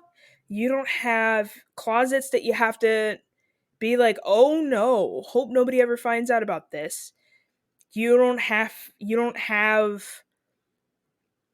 like, you have a level of transparency about yourself. Like, I'm not trying to tell everyone I'm, neurotypical. I'm not trying to tell everyone, like, when someone says something that vibes hardcore with me because I'm neurodivergent, I'm not hopping on to be like, this is so weird of you. And I'm also not being very, very quiet about it. I'm just like being a good person. Like, I recognize when someone needs validation in what they are saying. I recognize when I need validation in what I'm saying. And I think like being a good person has helped me so much already, just because I've seen people in the space that are good and they're not exactly nice. Like, I think there are some people that they're quick to just be like, I have to be saccharin level sweet. I have to immediately let everyone know that I accept them. And it's like, you can have standards for yourself and still be very, like, very popular and still be very loved and lovable. And that's where I think I sit, is that like, and it seems, oh gosh, I've been learning languages recently, and my brain is functioned to recognize how many times I use the pronoun I. And I just used I a whole lot, so I'm very embarrassed. Good news. We're talking about you. That's literally the whole fucking deal. That's the thing. It's scary. Either way, like, I just think like I sit in that pocket of someone who is not afraid to talk and like say things such as like, I can say stupid things. I do not care about sounding stupid, because I recognize that I am that in real life. Like, the things that I say in real life are completely the same as the things I will say on Twitter. Yep, 100%, same. And someone asked me literally today of like, how do you come up with so much Twitter stuff? And I was like, man, I just open up my brain and just nonsense spills out. And that's literally it. I don't know what to tell you. Sorry. Yeah. Yep. There's no secrets. Exactly. Just from being me. Like, fully, it's it's just my brain. And so I'm just saying things. I'm being as empathetic as I would be in real life. I'm being as neurodivergent as I would be in real life. I'm being as understanding. I'm being as transparent. Um, and I think that the thing is like I've recognized more recently that the internet needs boundaries and I have to set them myself. Mm-hmm. And so there's a level that I'm willing to go with people because I'm like, you're my friend.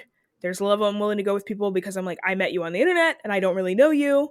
And I'm willing to like, I think I'm willing to like put those boundaries up, but I'm also willing to just be like open and have a stream where people can come in and say whatever they're working on and text, like message me things over Twitter, like their world or a document about a class they wrote or whatever. Like, fully okay with that, but I'm also okay with setting boundaries for myself and saying I will never work with this person.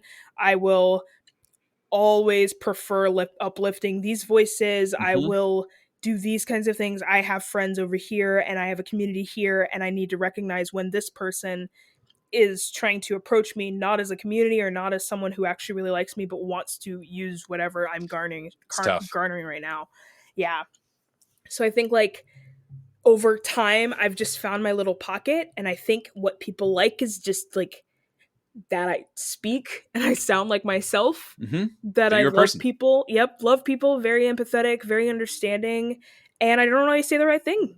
Like I'm not don't always say the right thing in the problematic sense, but like I'm not a tweet machine, a bot that always is talking about the next time I stream, that's always talking about the next big magic release. Like sometimes I fully just like make fart jokes or talk about like choosing a bathroom at my office and being like, this is my bathroom was taken today, my day is ruined. Like fully not afraid to make those kinds of jokes. And I think that it's just like that's warming to see on Twitter because it I don't know. I don't know exactly why, but I think it's a relatability thing. Again, and I think this is always a lesson, but also a lesson that I've certainly learned a lot the last several months is that some people are there to get clout and to mm-hmm. get popular and to get power and to get famous or whatever. Yep. Um, and you know how successful they are or how duplicitous they are or whatever aside, is that people can still recognize authenticity, and Yeah. people realize that when there is that excitement, when there is that like you are a real person who is just being a person, even with boundaries, even with all these other things, but like you're a person who's being a person and genuinely feels this excitement, feels this passion, feels these other things, and like how can you not be interested in Yeah. I just like my girlfriend says I have like golden retriever energy, and like that? I think that I bring that like golden retriever himbo energy, and that's just like me being hype. Like I Yeah. love hyping up people. I love hyping up my friends. Like love hyping up people I don't know that I see doing like I don't know if you've ever seen like black people when there's like someone in a prom dress like walking on the street, because black people will be like, okay, yes, go off prom dress. Like we will just fully yell Just go at the for it. person and Yeah. tell them like not catcall, but like yell and be like Right. supporting the shit out of them, especially if they're like taking pictures, because we know it's gonna make them smile. Yeah. We want them to know we're supporting them, even if we don't know their name, we don't know what school they go to, It's not whatever. important. It's It not doesn't important. matter.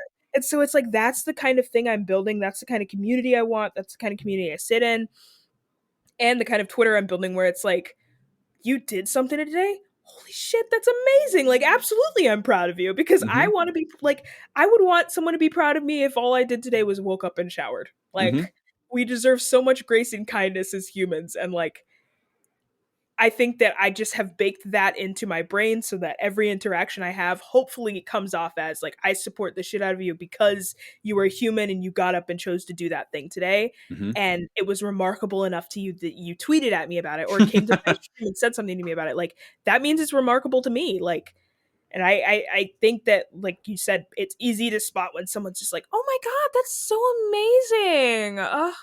Wow. Like, Yeah. you really did that. Congrats, you did the thing. Like there is so much like of that in the world.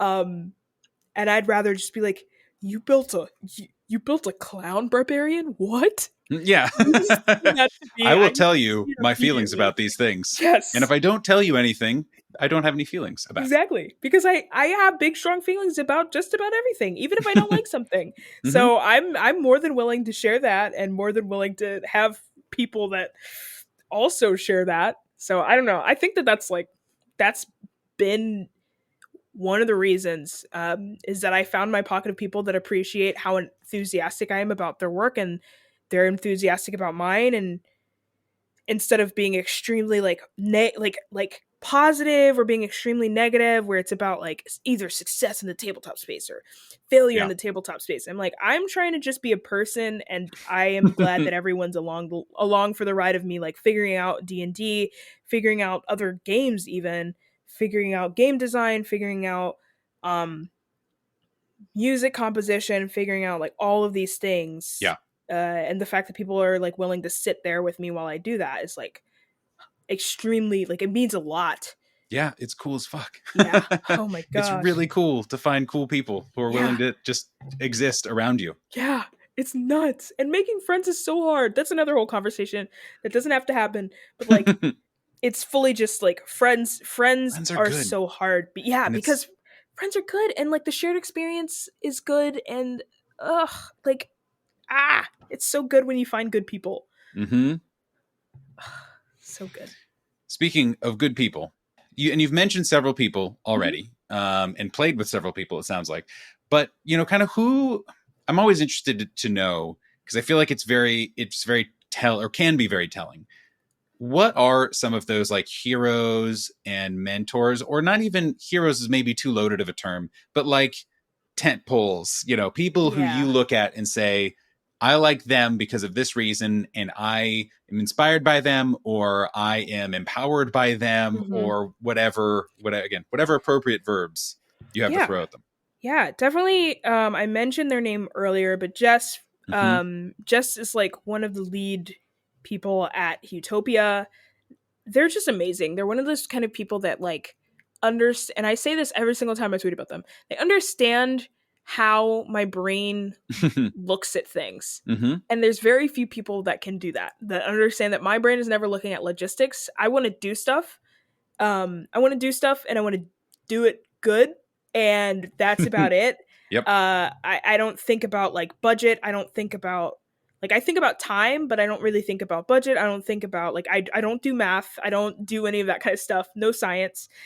Just story. Idea And person. Yeah. exactly. I'm an idea person, and I'm a story person, and they kind of understand that I think that way, and they've done a great job of like understanding that. And tons of other people in the community have the same exact story of like them talking to them, and they're able to empower people to run games that would have never picked up games, if it weren't for Utopia, if it weren't for them, like, because of the empathy. And like, it takes a specific kind of person to support other people.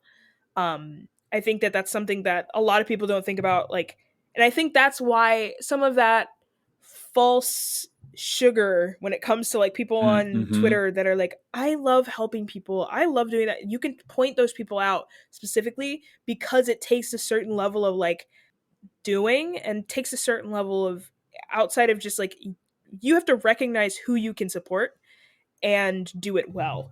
And Jess like is such a great asset to like everyone, and such a great person, and such a great resource, but then also such a great creator and creative.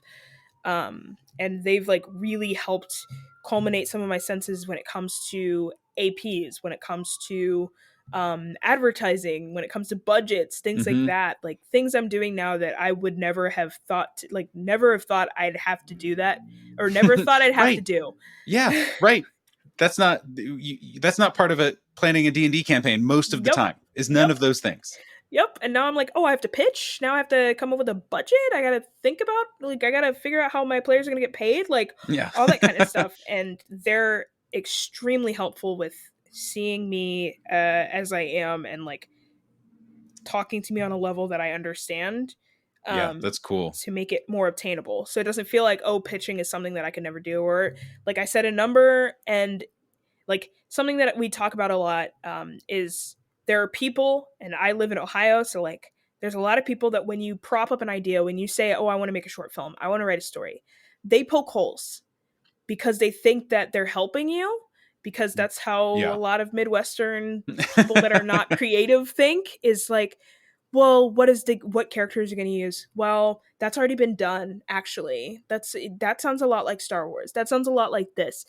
And they think that they're helping because they think, oh, well, that will make you be more creative and think out of the box. Like Right. they're And really when we'll poking avoid the holes. traps and the pitfalls and like we're helping you. We're getting moving Yes. stuff out of the way ahead of time. Yeah. Absolutely. But really, it takes those people that are able to say, like, I want to make a short film. How much money do you need? Where do you want to shoot it at? That's a really cool idea. Do you have a camera already? Like, we could figure out how to get a camera. Those kinds of people are essential to every single creative process. And Jess is one of those people. Yeah. And that is something very authentic, very genuine about them, is that they can do that, and they're the kind of person that can support other people. And I fully hope that the one day the tabletop space is able to support them this, like, in the same exact way, where it's like, hey, here's all the money in the world because you deserve it. Here's all the time in the world because you deserve it. Here's all the everything you need in the world because you deserve it, because they do. Mm-hmm. And it's a rare. I feel like it's a rare thing in a lot of ways in the tabletop space to get a mentor. You know, a true and one, not just any mentor, but one who gets what you need. Yeah. And can understand the footprint that you want to be in and how to get you there and that kind of stuff. And there's a lot of people who are great and who do that work, but there's never too many of them for certain. Exactly. Yeah, I think Jess is someone that the tabletop mentorship program brought me. Daisy Grant, actually. Daisy Grant, she is on Twitter, I think, at Daisy Grant, but she actually was someone I reached out to when I was first getting into the space, and she's the one that pointed me at the tabletop mentorship program. And it's so interesting because I don't get to say that very often. But, like, in terms of, like, being a resource, absolutely was someone, because there was a whole conversation in the tabletop space a year and some change ago where people were saying mentors are hard to come by. How do we get people mentors? And I reached out to her, and she immediately, like, put me on to. That's awesome. Put me on to. Hold up. Let me make sure pronouns are correct here. Yes. Okay. Yes. A wise artist on Twitter. But she has just really worked on a lot of great things, and I reached out and she responded and we started emailing, and then she sent me towards the tabletop mentorship program, and ever since then we've just been like, I've just been, like, flourishing, and it's been great to, like, have her reach out and be like, hey, it's so good to see, and I'm like, yes. Yes, of course. Oh my gosh. Of course it is.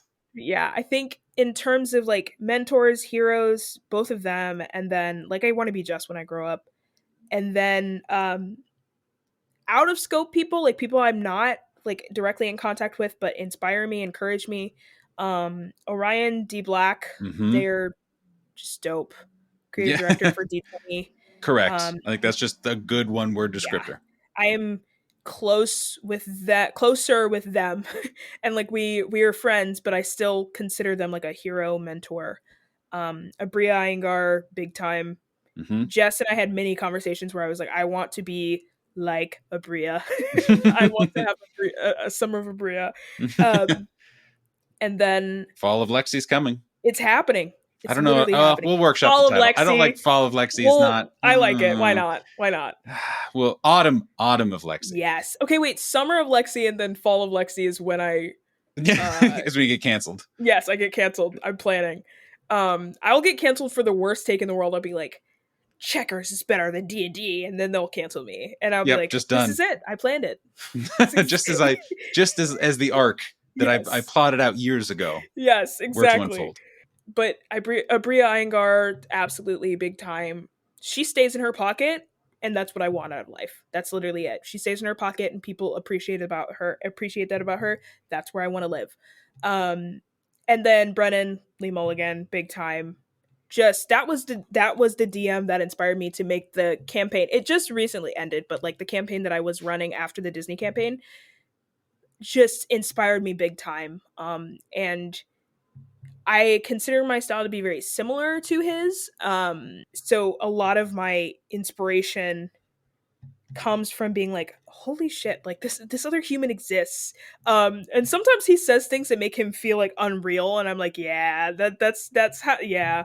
Yeah, he's very good. Yeah, he's very good. And he Very has like this good. interest in Yeah. philosophy, like got his major in philosophy and did a lot of like got a degree in screenwriting. And it's like my background of like being interested in sociology and philosophy and then doing a lot of music and screenwriting growing up, like a lot of it aligns. And I'm just like, oh God, like this dude.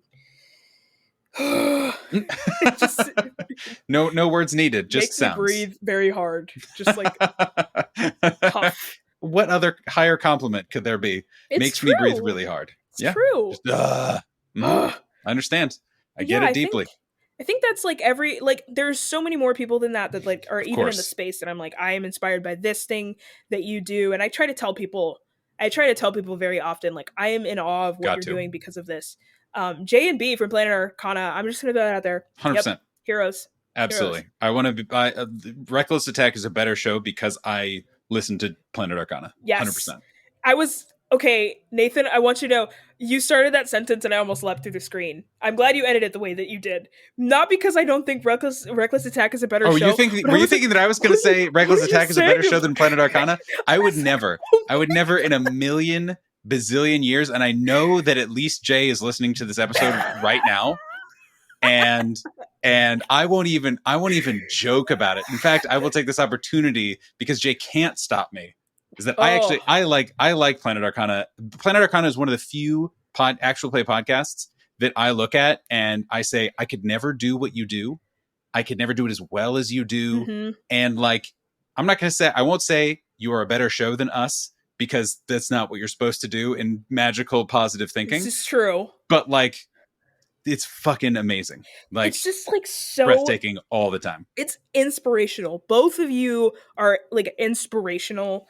And I used to listen to a lot of AP, like watch a lot of APs, listen to a lot of podcasts for D&D. I don't listen to anything now other than Planet Arcana, Reckless Attack, even NADPOD. I've had to like get back on top of listening to NADPOD, because at some point I had to start realizing, like at one point it was all for research. It was all like, why is this entertaining? Same. Why do I want to listen through this?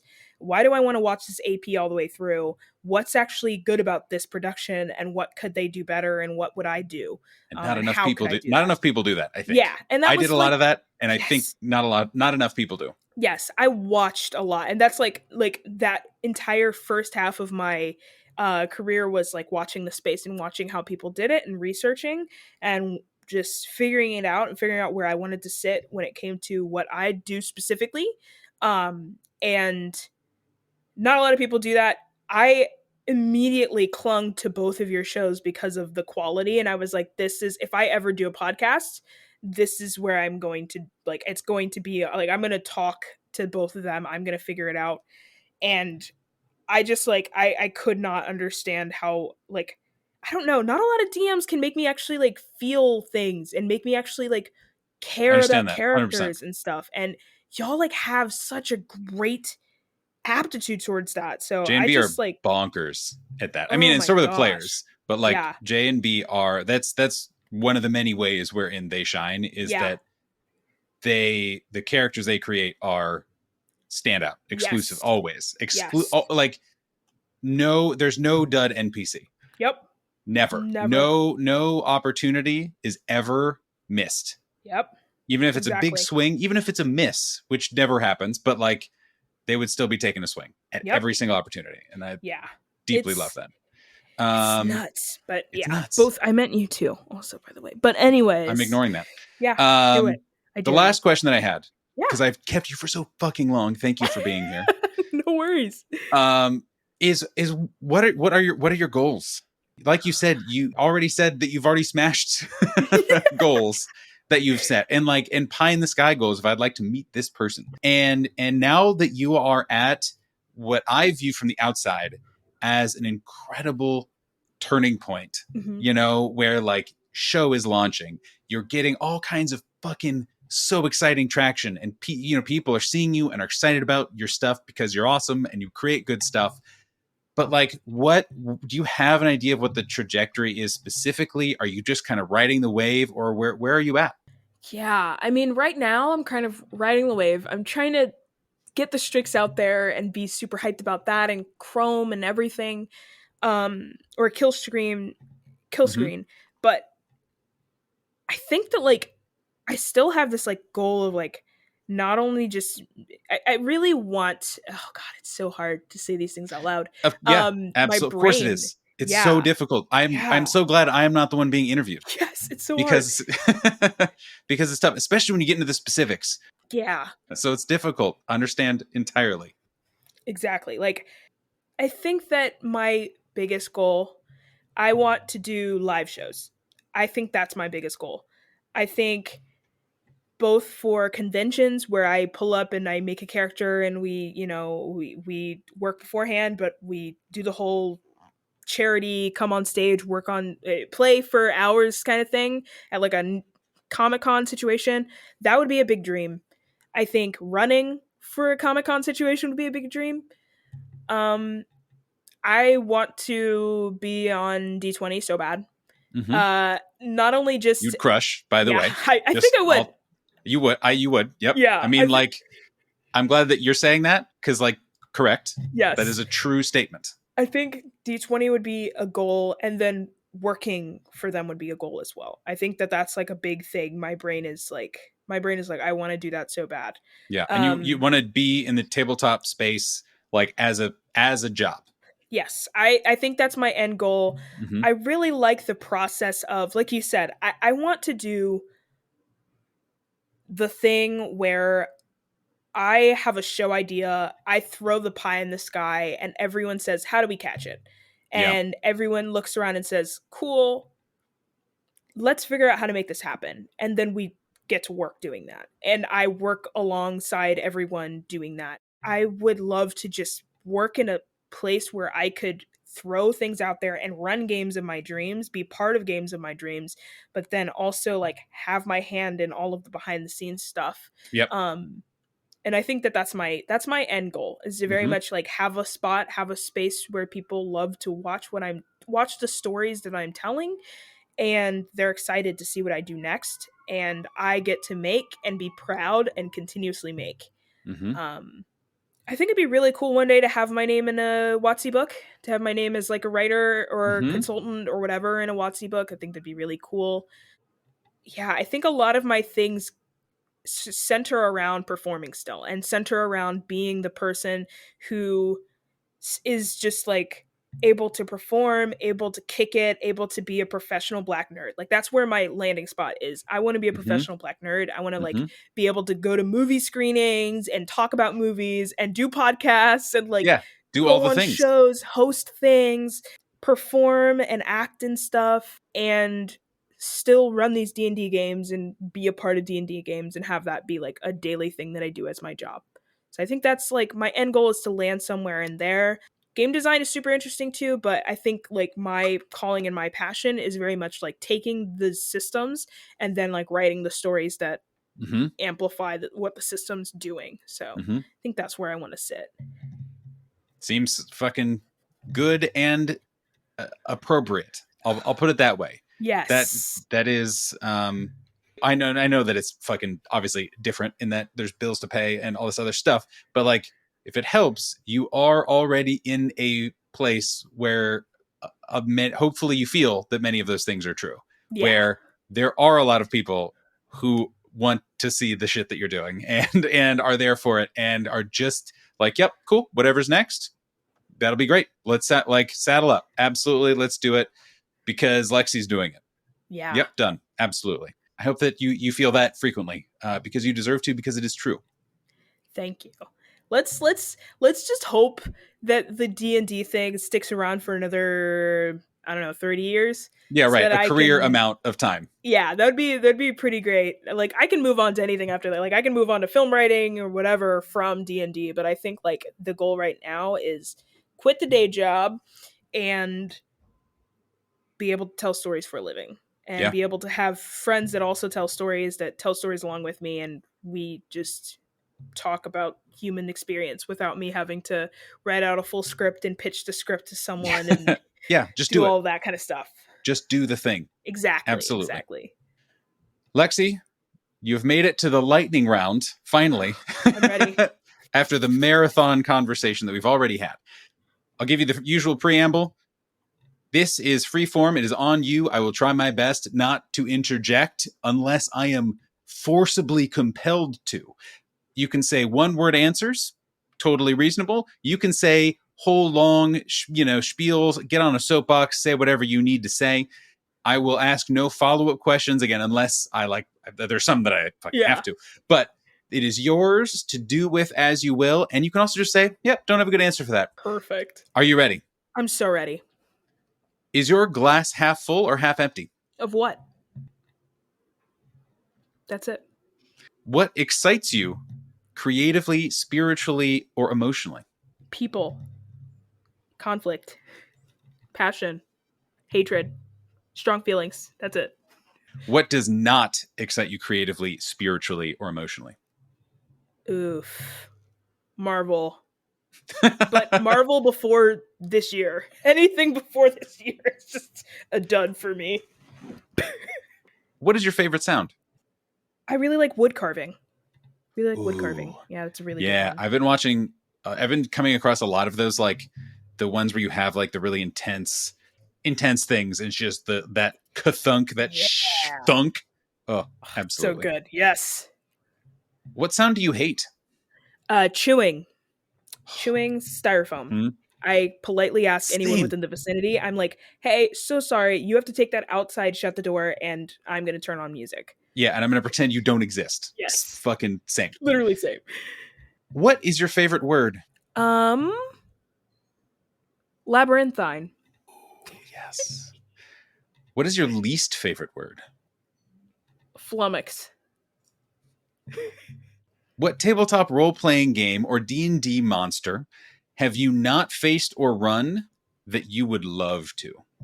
A griffin, actually, surprisingly. Ooh, that's a good one. That's a classic one. And not on the top 10 list, I feel like, for a lot of folks, but everyone knows a griffin. Everyone loves a griffin. What is your favorite adventure of all time? And it doesn't have to be a tabletop role-playing game. It can be something you read. It can be something you wrote. It can be someone else's show that you watched. But what adventure spoke to you? The adventure that spoke to me, Coraline. I really love that adventure of finding yourself and mostly because I know I would have failed immediately. Yeah, I think a lot about how I would not be a very good I would have buttons in my eyes. In a lot of things. It would have been so bad. But Coraline and the shift that she goes through without saying you have to be extremely nice to your parents. It's just a very nuanced shift, and I like that adventure a lot. What is your favorite tabletop role-playing character of all time? It doesn't have to, again, could be yours, could be a player you had, could be from a show. I will say my best friend's D&D character, she plays a half-elf wizard, evocation wizard. And her family, she travels around with this little tiny honey dragon because her family owns a chain of honey restaurants, and she hates them and hates that they make money a lot. So she they were not rich, and then they got rich, and she was mad that they're hypocrites now and ran away. And the little honey dragon always would just blink, sits around and blinks. So cute. But that character had a lot of growth, and she plays that character very well. And so I really like that character a lot. Holy shit, I love honey dragons. Yes. Anyway, I don't know what they are, but I know all I need to know about them is that it's honey dragon. Yeah. What more do you need? Exactly. Last question. What gives you hope? Music. That we have said words in hundreds of thousands of languages for hundreds of thousands of years, millions, for however long, and language continues to develop, and we can still hear and experience new things that touch us and move us and make us feel like we've been seen. And that certain lyrics can really identify and label you. Not label, but read you for filth. And we've had words and stories and oratory arts for years, and you might hear a song for the first time and it absolutely rocks your shit. That gives me hope that people can still see people and empathize with people and tell those, say those things and mean so much. Well, Lexi, you have run the full Reckless Attack Gauntlet, the Jumbo, the XL Reckless Attack Gauntlet. Yes. And as your grand reward, your XP at the end of this particular module, one last time, tell everyone who you are, where they can find you, how to support you, what to look for, all the good stuff. Amazing. Yeah, my name's Lexi, otherwise known as BlackGirlMage. You can find me. Where can you find me? Around Around some places for sure. Somewhere. If you wait till late at night and then look out in space, you will see me flying in the sky. Behind me trails a beautiful flag that says at BlackGirlMage, which is where you can. Do you rent that space out? I do. That would be really useful. You should. I mean, if you're looking for other revenue streams, that could be very nice for you. Oh yeah, that'd be actually great. But yeah, you can look up at BlackGirlMage on Twitter and Twitch. As Nathan and I talked about, I do a lot of D&D streams every Tuesday from 7:30 to 10. I do a D&D world building streams. This week I took a break off, but you know what? You're not here right now. Now is not your now. Therefore, you don't know what I'm talking about. Indeed. Space and time is very weird, but yeah, I usually do world building streams where I talk about my world. I invite other people to come work with me. And I've been told by a bunch of friends that it's helpful to have someone productive doing something and so that you can mirror it in order to do productive things yourself. I don't know. It's kind of fun. We kind of talk and chat. It's a lot of fun. It's a lot of fun. We talk and chat about a lot of D&D stuff. We think about a lot of things in D&D and other tabletop games. And then on Twitter, you can find me just kind of talking about D&D games I'm running, D&D games I'm excited to run, ideas and thought trails, random jokes that I make. And I do a lot of talking and chatting about Magic as well, because I play a lot of Commander. So if you're into Magic as well, you can find me there and, talk to me about Magic stuff. Other than that, you can also find the Strix or Strix U, whichever one we choose, hopefully out pretty soon. Mm-hmm. That will be on my channel, so twitch.tv at BlackGirlMage. You can catch when that will actually be out on my Twitter. I will probably make a whole big post of when it's actually going to premiere, but you can see it. It'll probably come out bi-weekly from that point onward. And yeah, everything after that, you can check Tabletop Jocks for the other one shot. All the you things can check and the places and the games where and else. Tabletop Jocks. What else? Game nights. I was on game nights. That's a whole thing. Whatever. Yeah. It's just it's a whole thing. You can find me everywhere and all around. All over the place. Yeah. Check her out. She's all over. She's everywhere all the time, and it's great and perfect. Lexi, thank you for fucking coming. This is a delight. You are a delight. Everyone, please go follow Lexi. Check her out. You will want to consume all of the Lexi bits that you possibly can. And thank you for coming, Lexi. I really appreciate you. Yeah, I appreciate you so much. Thanks for making this space.